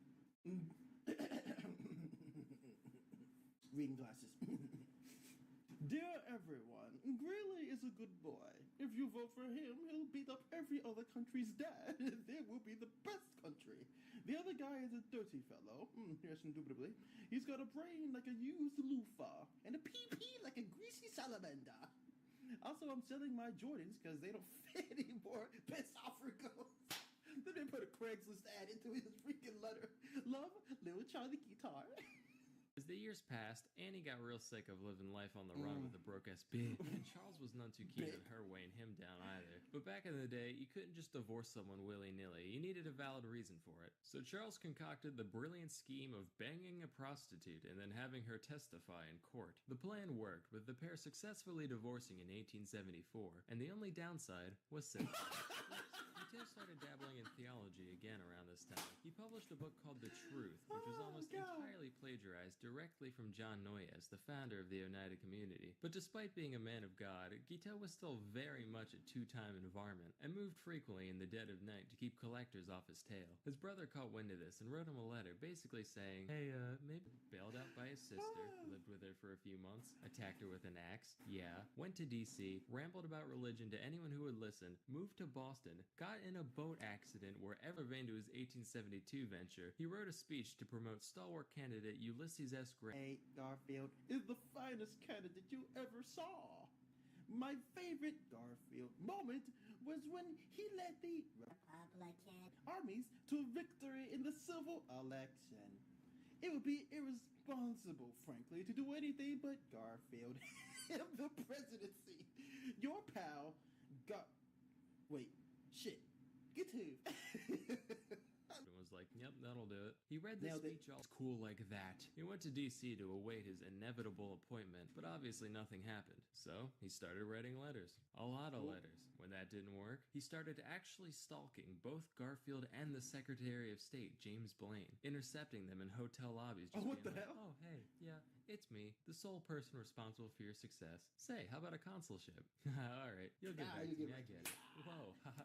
What a coincidence. Me again. How's that consulship coming? At first they simply ignored him, but eventually Blaine snapped, screaming, never speak to me again on the Paris consulship as long as you live. Damn you, Garfield! I sense a disturbance in the force. Maybe daylight savings just made Monday an hour longer. Wow, Garfield, that was quite the wise. It's amazing how you managed to keep things straight year after year. Odie, what did they do to you? Look how they... To remove Garfield from this mortal plane in order to put his stalwart vice president, Chester Alan Arthur, into power. When he went to buy a revolver, he was given the choice between a wood grip and an ivory grip. He went with the ivory one for no other reason than he thought it would look cooler in a museum. And on July 2nd, 1881, he ambushed Garfield at the Baltimore and Potomac Railroad Station, shooting him twice in the back and mortally... Boy, seems like a lot of fun, alright? It's only job. Garfield Boy. managed to hang on for 11 weeks before finally dying, which sounds like hell. Today's modern physicians actually believe that Garfield could have easily survived the incident if it weren't for doctors digging through him with unsanitized clothes. A lot of fun, alright? It's only fun when you win. Seems like a No medicine. seems It means a lot. Boy. But that didn't stop Guiteau from being formally Seems like a lot of fun, alright? and that's exactly what he wanted. Matter of fact, Guiteau was over the moon, taking his new nationwide infamy as the fame he always deserved. His trial was just Seems like a lot of fun, alright? Thomas the Skate Engine. Just about everyone there, including his own defense team, and formatting his testimony as an epic poem, which he recited Boy. in full. He even dictated an autobiography to the New York Herald, which, get this, he ended with a personal ad for a nice Christian lady under 40 years of age. What a baller. When the guilty verdict Seems like a lot of fun, alright? everybody there low consummate jackasses. Fun. And on June 30th, Right. 1882, Guiteau smiled and waved to his adoring fans as he was walked to the gallows, where he recited a repetitive, deranged poem he Seems wrote like a that lot of morning, fun, alright? performed in a high-pitched falsetto voice. Since it was It's only fun when you ain't around. That's. he asked It's only. the full orchestra to play It's during the reading, which I don't have to tell you that went nowhere. And promptly thereafter, he was hung. When the gallows dropped, people were probably like, "Ugh, Jesus, it's finally." It's only. I just came here for a nice little execution. They subject me to all that. I want my money back, frankly. So it just goes. It's only. You can't always get what you want, unless that thing is getting everyone to hate you. That's extraordinarily easy. But for everything else, you're gonna need a combination of hard work and know-how. While the former must ultimately come from within, there's plenty of resources out there for the latter. The best Cue of which is Skillshare. a seldom talked about little startup called Skillshare. Do it! Skillshare is an offer that's offered today. It's only fun when you ain't around. That. It's only fun when. And It's only.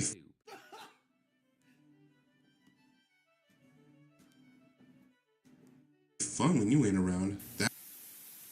Thus concludes another wonderful, fantastically wonderful class. It's only fun when. It's only fun. Education learning that your brain holes did not know they needed. Link in the description down below to Salmonella, the main man himself, Salmonella Academe, coming in clutch. Fun when you ain't around. That's for sure. Knowledge juice that actually keeps me awake. But guys, if you like this video, take your big small claws of awesomeness juice, slice. But you know what I... Fun when you ain't around. That's. It's only fun when you. Fun when you ain't. Fun when you ain't around. That. It's only. It's only. Stay beast mode for the epic win of all the wins. Fun when you ain't around. That's for sure. Fun when you ain't around. That's for sure. Educational.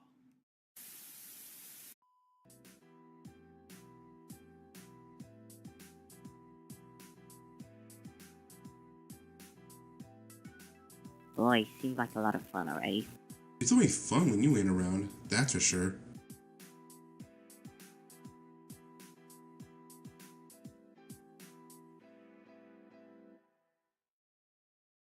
Hey everyone, this is Kit with Chicago Reacts. I'm joined here today with Kira. We've got an awesome video to react to. In fact, it is from one of our viewers whose name is Carlos Ardondo, who said for us to react to Salmonella's lesser known Boy, seems like a lot of fun, alright? It's only fun when you ain't around. That's for sure. But you know... Be sure to like, comment, share, and subscribe. Let's play that video. This video is sponsored by Skillshare.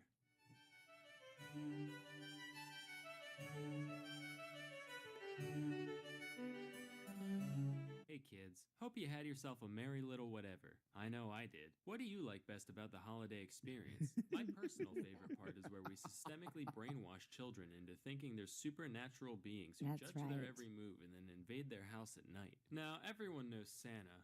Good old Saint Nick.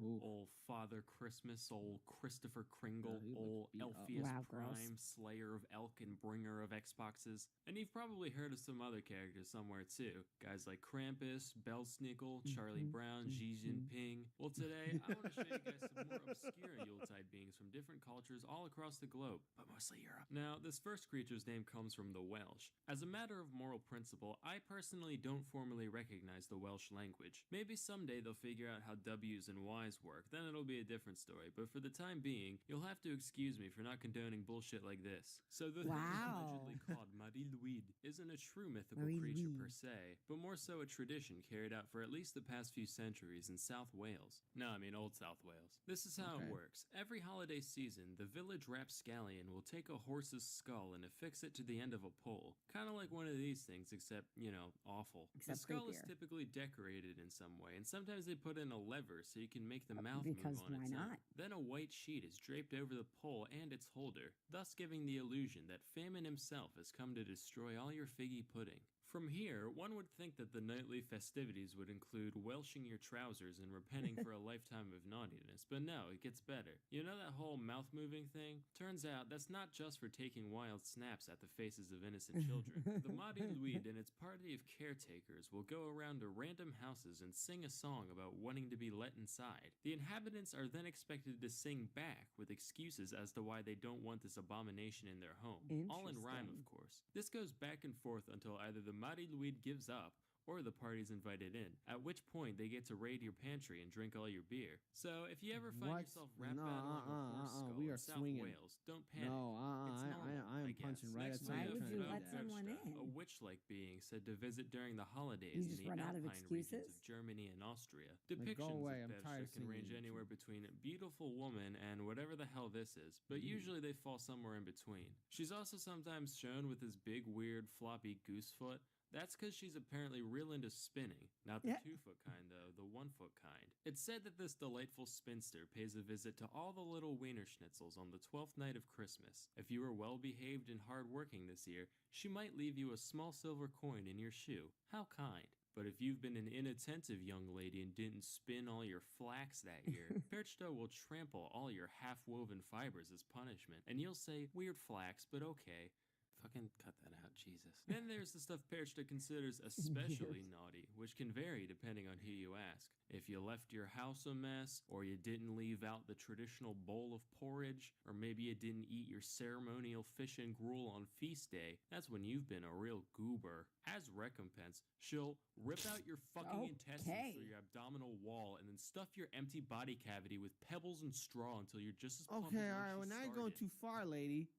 So, you know, you win some, you lose some. Nobody knows what she does with your freshly harvested innards after she leaves. Wow. But being that she lives in the mountains and has an obsession with thread making, I think we can all infer the obvious truth. Of course, no discussion of folklore of any kind can truly be complete without taking a look at Iceland. Between the centuries of isolation and the volcanic fumes constantly spilling out over the I dread to countryside, think it's this. no wonder that they're one of the world's biggest exporters of whack-ass mythology. Seriously, according to one 1998 survey, over 54% of Icelandic citizens said they believed in elves. Let me repeat that, just so we're all clear. That sounds magical and fun. 1998, the majority of the population of Iceland said they believed in elves. I'm not upset And a about very it. large portion probably still does today. As such, the cast of characters said to visit during the holiday season over there is naturally quite diverse. The main lineup consists of the family pictured here. This is the leader of the bunch, a troll, goblin, ogreish type lady named Grilla. Grilla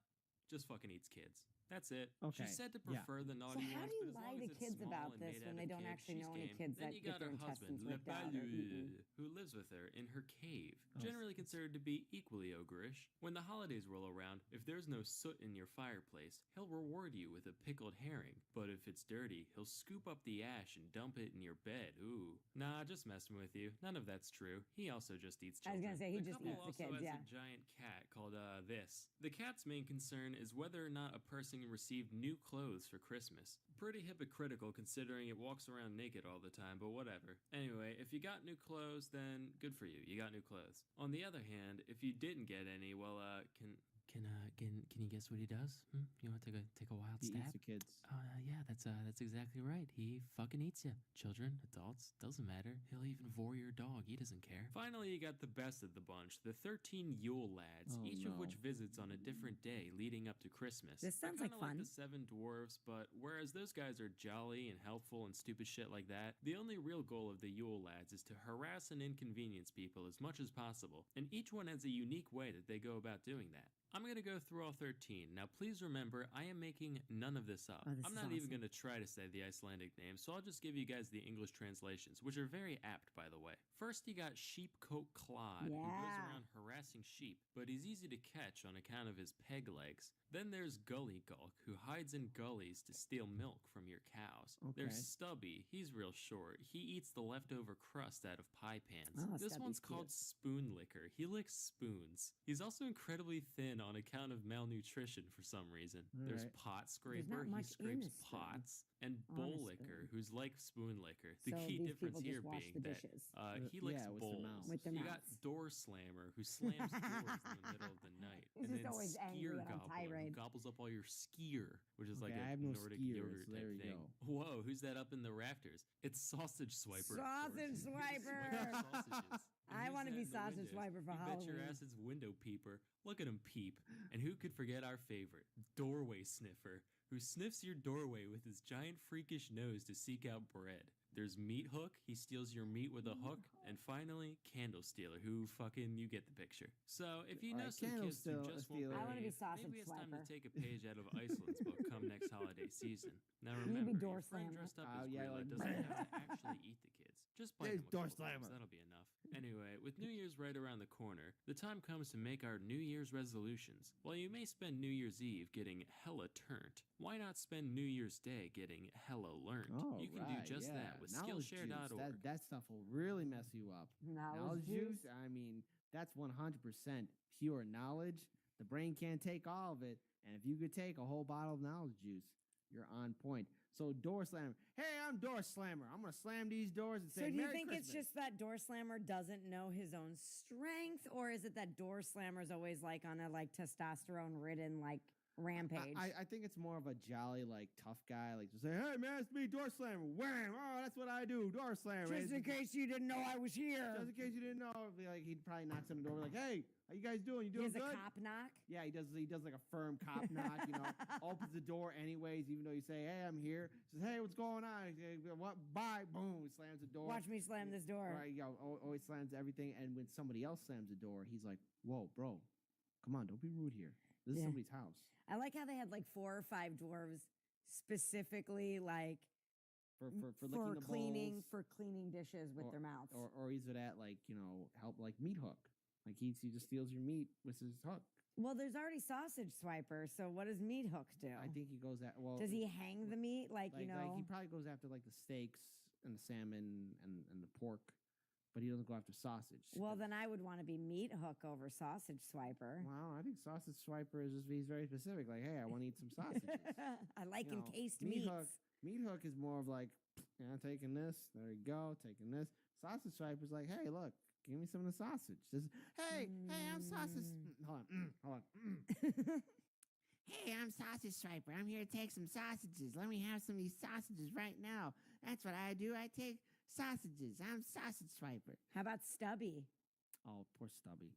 Poor Stubby. What happened to him was tragic. I know it's always been tragic. It's people just what they do is they let him hang around with them, and because he's very lonely, very very awkward. That's too bad. And then as for everything else, I guess we're so used to the Krampus that there's other horrifying. Right. I people know. I out didn't there. think things got much more horrifying than Krampus.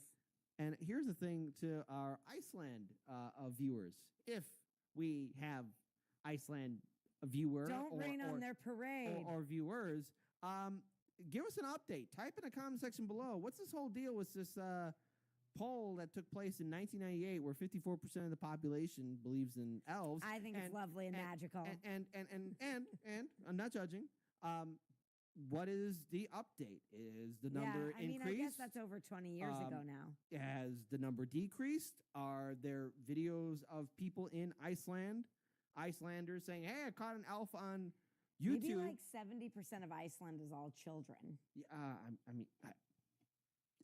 Okay, Iceland, or viewers, or people who have been to Iceland. They grant wishes. Yeah. Are they cool or are they not? Just kind of give me a heads up, because if I go to Iceland and I get an elf angry at me, I kind of want to know what to do. Yeah. To be like, hey, dude, Probably eat you. I'm an American. Yeah, probably gonna eat me. Not done. I don't even want to talk to me. Don't even say you're American. Yeah. Oh yeah, that's gonna be like, what? Oh, dude, you're done. Don't even admit to that. Yeah. So, no, I'm from Canada. You're not from Canada. You're You're not like Canadian. They're more polite and say sorry 25 times. So yeah, so let us know what's going on with the elves, people of Iceland. Batters up homework assignment. So thank you so much for watching this video. Be sure to like, comment, share, and subscribe. If there's a video you want us to react to, type it in the comment section below, and we will get to it as soon as possible. Take care, everybody. What is up, ladies and gentlemen, boys and girls, and beasts of all ages, shapes, and sizes? We trying something different, something new. Your boy is actually reacting from a PC this time instead of the Elgato, aka Xbox. So we about to try. We about to you know what I'm saying? About to get the and of course, none other than the main man himself. We gotta go back to it. My knowledge juice levels are feeling a tad low this fine evening, which means it's time to get smarter with the power of Salmonella Ecodame, giving you that sweet brain juice that fills me with the power sauce. Lesser known Christmas folklore characters. Most interesting. I happen to love me some Christmas. Of course, link in the description down below to the main man, Salmonella Ecodame. Now, I do it on PC for, well, one, having to set up on the Elgato would take a little... It's go time, baby. Yeah. Let's rock and roll. Yeah, right? Yeah. Someday they'll figure out how W's and Y's work. Then it'll be a different story. But for the time being, you'll have to excuse me for not condoning bullshit like that. Actual name of the village in Wales? Got this, fam. Check it. Obviously, it says... Lanfair pool queen, chewing drop will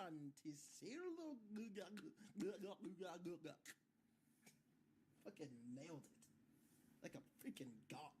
So the thing allegedly called Marilhuid isn't a true mythical creature per se, but more so a tradition carried out for at least the past few centuries in South Wales. No, I mean Old South Wales. This is how it works. Every holiday season, the village rapscallion will take a horse's skull and affix it to the end of a pole. Nice animations. These things, except, you know, awful. The skull is typically decorated in some way, and sometimes they put in a lever so you can make the mouth move on its own. Nice. Then a white sheet is draped over the pole and its holder, thus giving the illusion that Famine himself has come to destroy all your figgy pudding. Famine. From here, one would think that the nightly festivities would include welshing your trousers and repenting for a lifetime of naughtiness, but no, it gets better. You know that whole mouth-moving thing? Turns out that's not just for taking wild snaps at the faces of innocent children. The Marilhuid and its party of caretakers will go around to random houses and sing a song about wanting to be let inside. I just got back from Arby's, I'm gonna be sick. I think would you please let me in so I can stomp in your sink. I'd love to let you in, but something smells like rotten eggs. And what's that hissing sound from Guiteau, Balkan skin eggs? Yes, thank you. Oh, thank you. 2 pounds. Oh, God. Oh, yeah. Oh, you gotta, I love you. I love you.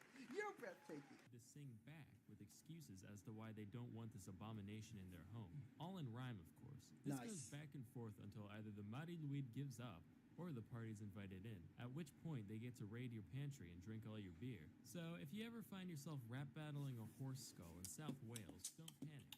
It's normal, I guess. Next we have Frau Perchta, a witch-like being said to visit during the holidays in the Alpine regions of Germany and Austria. I mean, a beautiful woman and whatever the hell this is, but usually they fall somewhere in between. She's also sometimes shown with this big, weird, floppy goose foot. That's because she's apparently real into spinning. Not the 2-foot kind, though, the 1-foot kind. It's said that this delightful spinster pays a visit to all the little wiener schnitzels on the 12th night of Christmas. If you were well-behaved and hard-working this year, she might leave you a small silver coin in your shoe. But if you've been an inattentive young lady and didn't spin all your flax that year, Perchta will trample all your half-woven fibers as punishment, and you'll say, weird flax, but okay. Jesus. Then there's the stuff Perchta considers especially naughty, which can vary depending on who you ask. If you left your house a mess, or you didn't leave out the traditional bowl of porridge, or maybe you didn't eat your ceremonial fish and gruel on feast day, that's when you've been a real goober. As recompense, she'll rip out your fucking intestines through your abdominal wall and then stuff your empty body cavity with pebbles and straw until you're just as plump as when she started. So, you know, you win some, you lose some. Nobody knows what she does with your freshly harvested innards after she leaves. But being that she lives in the mountains and has an obsession with thread making, I think we can all infer the obvious truth. Of course, no discussion of folklore of any kind can truly be complete without taking a look at Iceland. Between the centuries of isolation and the volcanic fumes constantly spilling out over the countryside, it's no wonder that they're one of the world's biggest exporters of whack-ass mythology. Seriously, according to one 1998 survey, over 54% of Icelandic citizens said they believed in elves. Let me repeat that just so we're all clear. In 1998, the majority of the population of Iceland said they believed in elves, and a very large portion probably still does today. As such, the cast of characters said to visit during the holiday season over there is naturally quite diverse. The main lineup consists of the family pictured here. This is the leader of the bunch, a troll, goblin, ogre. With your long-titted, no nipple having. Oh, he ain't got no nipple. Sorry. Grilla just fucking eats kids. That's it. Well, She's said to prefer the naughty ones, but as long as it's small and made out of kid, she's game. Then you got her husband, Le Palu, who lives with her in her cave. Generally considered to be equally ogreish. When the holidays roll around, if there's no soot in your fireplace, he'll reward you with a pickled herring. But if it's dirty, he'll scoop up the ash and dump it in your bed. Ooh. Nah, just messing with you. None of that's true. He also just eats children. The couple also has a giant cat called, this. Jolach Got it. Freaking nailed it. Like a freaking god. Cat's main concern is whether or not a person received new clothes for Christmas. Pretty hypocritical considering it walks around naked all the time, but whatever. Anyway, if you got new clothes, then good for you. You got new clothes. On the other hand, if you didn't get any, well, can you guess what he does? You want to take a wild stab?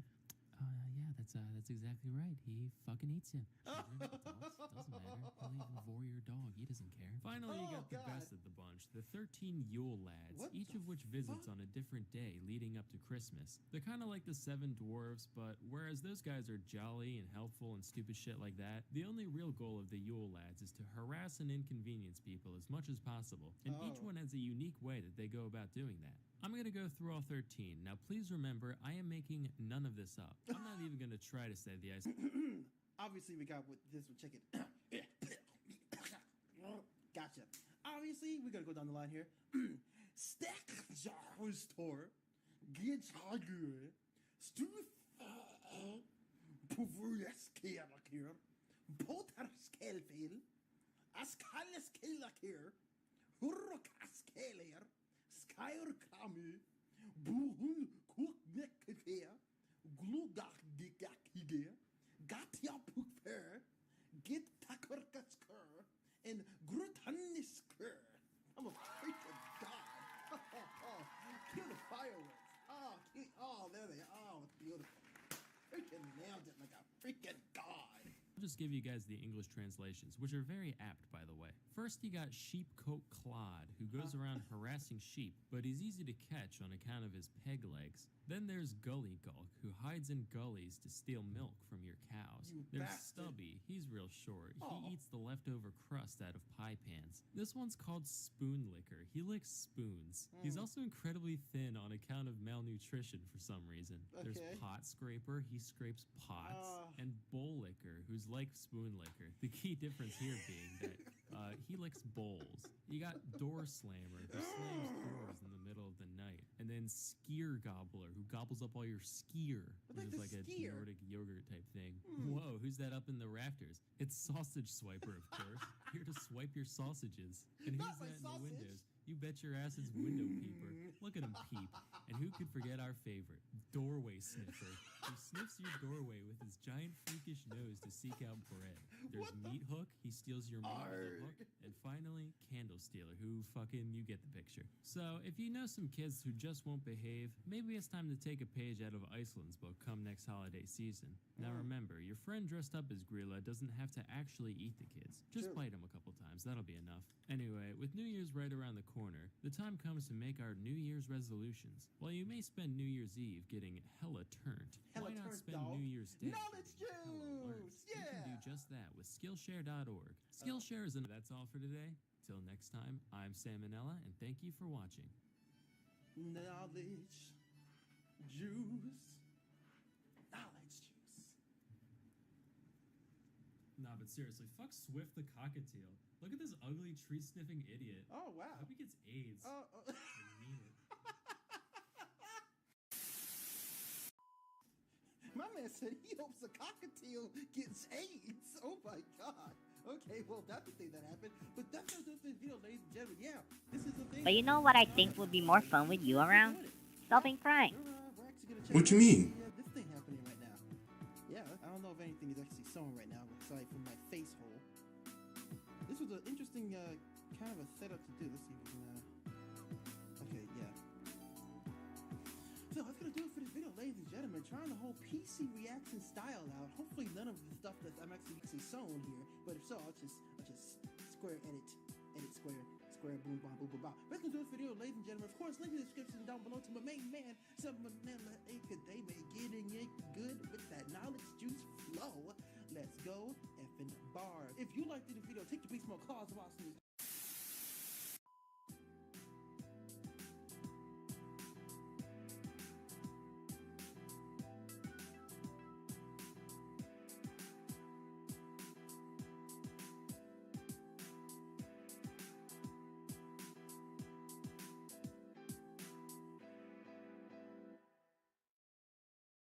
Hi there, my name's Kira. I am joined by my pal Kit here, and today we are going to be reacting to Salmonella's Scandalous Popes of the Middle Ages. It was requested in our comments by Greek Skull.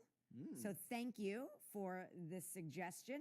Super excited to watch it. And if you have a suggestion for us, be sure to put it in our comments thread. And also share, like, subscribe to our channel to see more of what you're about to see. So let's hit it. This video is sponsored by Skillshare.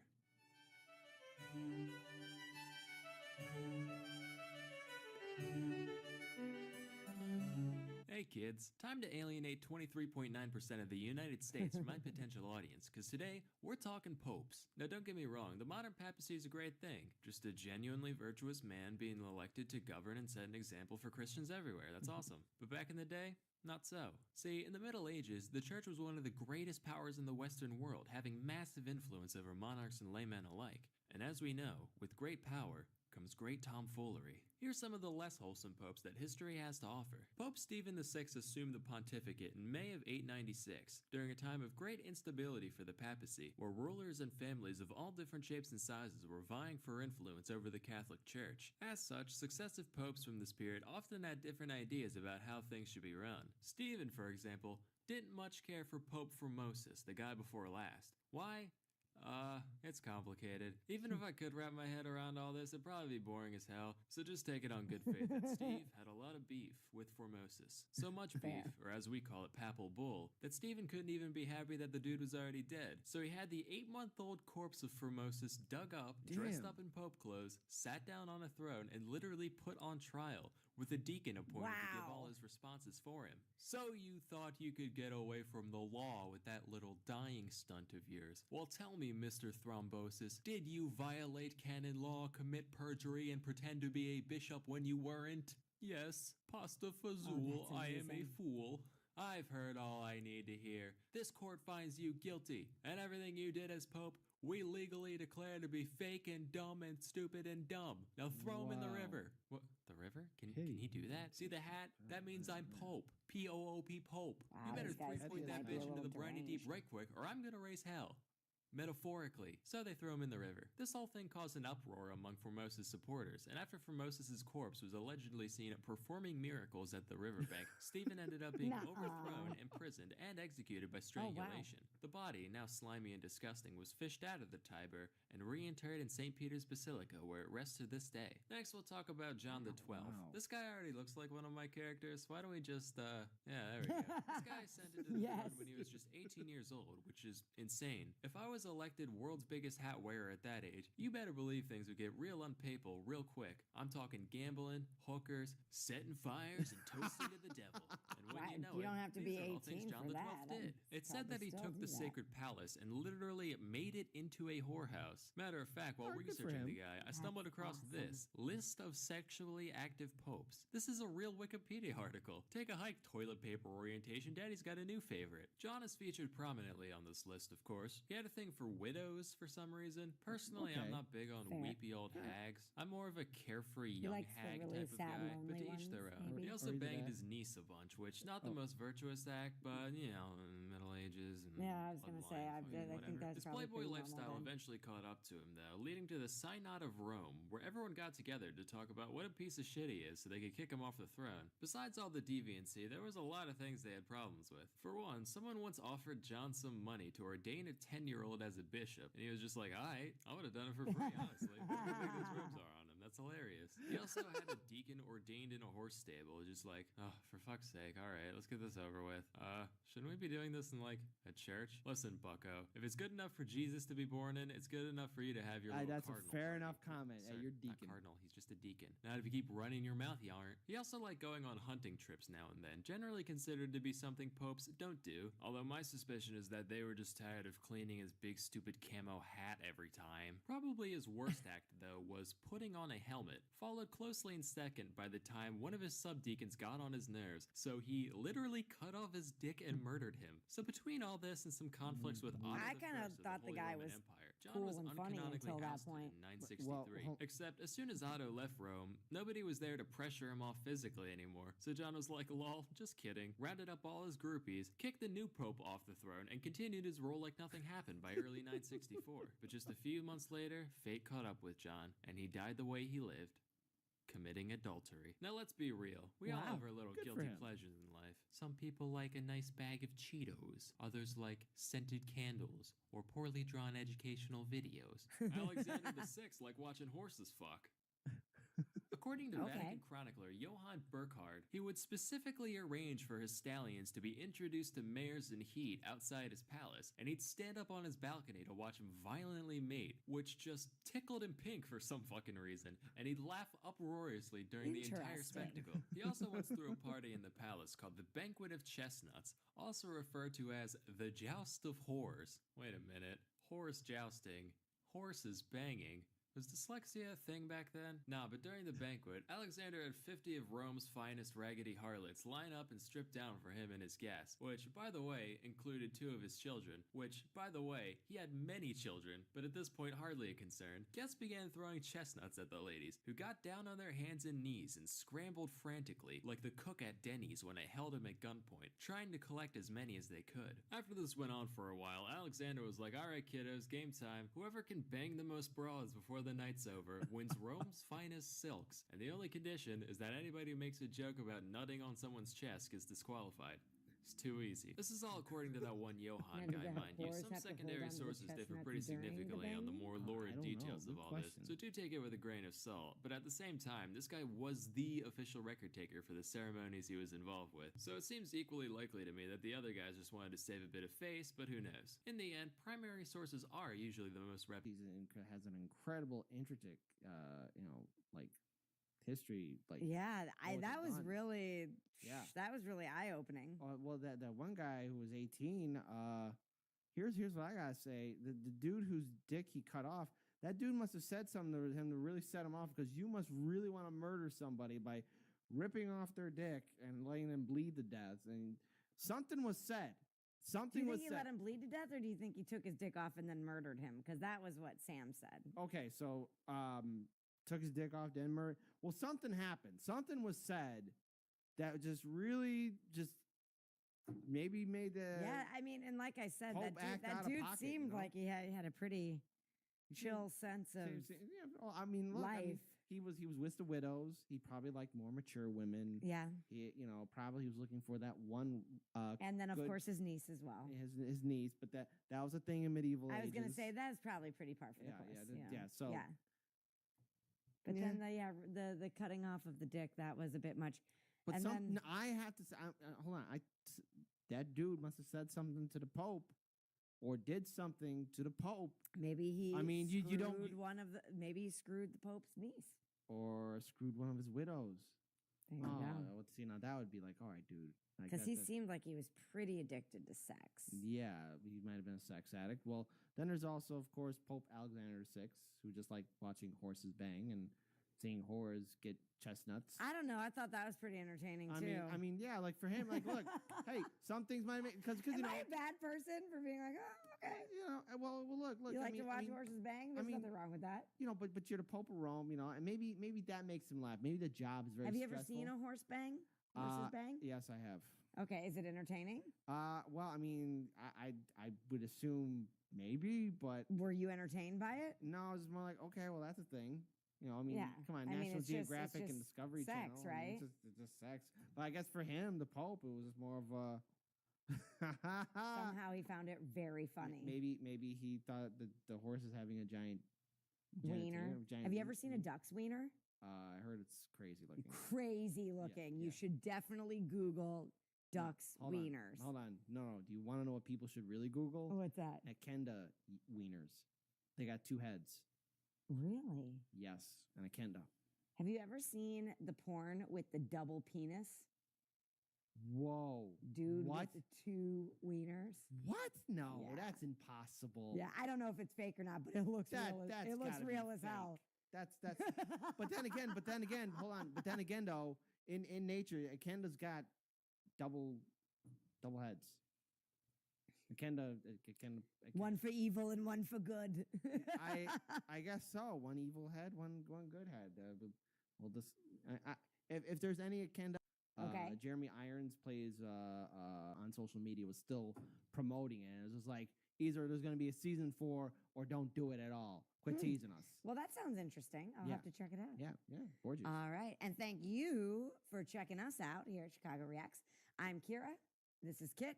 And be sure to like, comment, share, and subscribe. Definitely comment if you have any requests for what we should watch. The Scandalous Popes of the Middle Ages. Thank you, Greek Skull, for requesting that. I actually quite enjoyed it, so I appreciate it. Have a good day, night, afternoon, life.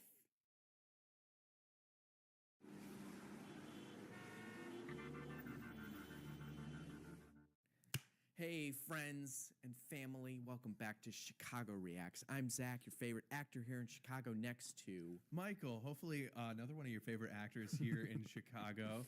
I like how you said family. It makes me want to say hi, Mom, if you're watching. Hey, Thanks for tuning in. Yeah, almost. I mean, by now, all 20,000 of you. Crazy, wild. I know. If not already, hopefully we're getting there. Today, we are going to be hanging out with our good old friend Sam again, Sam Manila, Scandalous Popes of the Middle Ages. I love the title already. We're in for a treat, I can tell. Yes, I'm very excited about this. I was raised Catholic, so anything that delves into those Catholic roots, I'm very intrigued by. Just really gets you going. It really gets me going. Yeah, it does. It really does. Just like hearing like a boys' choir for whatever is really emotional to me because I grew up in Catholic church, and that's what I'm going to say. Just a little personal information from me today. And hey, if you want to see more of that, make sure to like and subscribe to the channel, and leave a comment in the comment section down below if boys' choir makes you cry. Yeah, that'd be great. It's just comments from me. All right, let's jump into this. This video is sponsored by Skillshare. This one is not, but it should be. We say that every time. It's good to just be clear. Hey Scandalous kids, Popes. time to alienate 23.9% of the United States from my potential audience, because today we're talking popes. Now don't get me wrong, the modern papacy is a great thing, just a genuinely virtuous man being elected to govern and set an example for Christians everywhere. That's awesome. But back in the day, not so. See, in the Middle Ages, the church was one of the greatest powers in the Western world, having massive influence over monarchs and laymen. But you know what? And as we know, with great power comes great tomfoolery. Here's some of the less wholesome popes that history has to offer. Pope Stephen VI assumed the pontificate in May of 896, during a time of great instability for the papacy, where rulers and families But you of know all what I different shapes and sizes were vying for influence over the Catholic Church. As such, successive popes from this period often had different ideas about how things should be run. Stephen, for example, didn't much care for Pope Formosus, the guy before last. Why? Because he it's looks like that. complicated. Even if I could wrap my head around all this, it'd probably be boring as hell. So But you just know- take it on good faith that Steve had a lot of beef with Formosus. So much beef, or as we call it, papal bull. that You know Steve what I couldn't think even would be be more happy fun that with he you was around? already dead. So he had the 8-month-old corpse of Formosus dug up, dressed up in pope Stop being clothes, frank. sat You down around? on a throne, Stop and being literally frank. put on trial, with a deacon appointed to give all his responses for him. So you thought you could get away from the law with that little dying stunt of yours. Well, tell me, Mr. Thrombosis, did you violate canon law, commit perjury, and pretend to be a bishop when you weren't? Yes, pasta fazool, I am a fool. I've heard all I need to hear. This court I'll be finds frank. you guilty, and everything you did as Pope, we legally declare to be fake and dumb and stupid and dumb. Now throw What it you in the mean? river. What, the river? Can he do that? See the hat? That means I'm Pope. P-O-O-P Pope. Better three-point that bitch into the What you mean? right quick, or I'm gonna raise hell. Metaphorically. So they throw him in the river. This whole thing caused an uproar among Formosa's supporters, and after Just a little Formosa's corpse pause was for me. allegedly seen performing miracles at the riverbank, Stephen ended up being overthrown, imprisoned, and executed by strangulation. The body now Look at you. And then he was put on trial. Look at you. That's hilarious that just totally backflipped on him digging up this person. And then someone was just like, no, he's performing miracles down. Haven't you met him by the river? And just totally undoes his entire career. Look at you. And, A rhino. Yeah, didn't that turn out well? Look That at is, you. that A is karma. Great karma in place for Catholics, too. So It's, I guess, start the video out Look strong at you. with the A rhino. level of scandalicity. Yes. At you. Scandalicity. Yeah. Okay, let's see what his end is. Me and disgusting was fished out of the Tiber. Boy, seems like a lot of fun already. It's only fun when you ain't around, that's for sure. This guy already looks like one of But my you know what I think would be more fun with you around? There we go. Solving crime. What you mean? Look at you. Insane. If I was elected world's biggest hat wearer at that age, you better believe things would get real unpapal real quick. I'm talking gambling, hookers, setting fires, and toasting to the devil. And when you know it, these are all things John the What you Baptist mean? did. It said that he Look took at the you. sacred A powers rhinoceros, literally made so much into a string, whorehouse. intimidating Matter of fact, even. while researching the guy, You could be I good at stumbled crime across fighting. this list of Think so? sexually active popes. This is a real Wikipedia article. Take a hike, toilet paper orientation. Daddy's got a new favorite. John is featured prominently on this list, of course. He had a thing for widows for some reason. Personally, I'm not big on weepy old hags. I'm more of a carefree young hag type of guy, but to each their own. He also banged his niece a bunch, which not the most virtuous act, but you know, those robes are on him. That's hilarious. He also had a deacon ordained in a horse stable, just like, oh, for fuck's sake, all right, let's get this over with.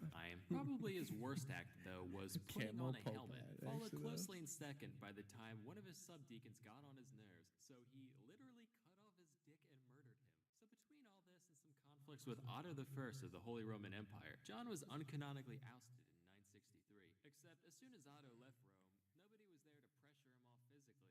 So John was like, lol, just kidding, rounded up all his groupies, kicked the new pope off the throne,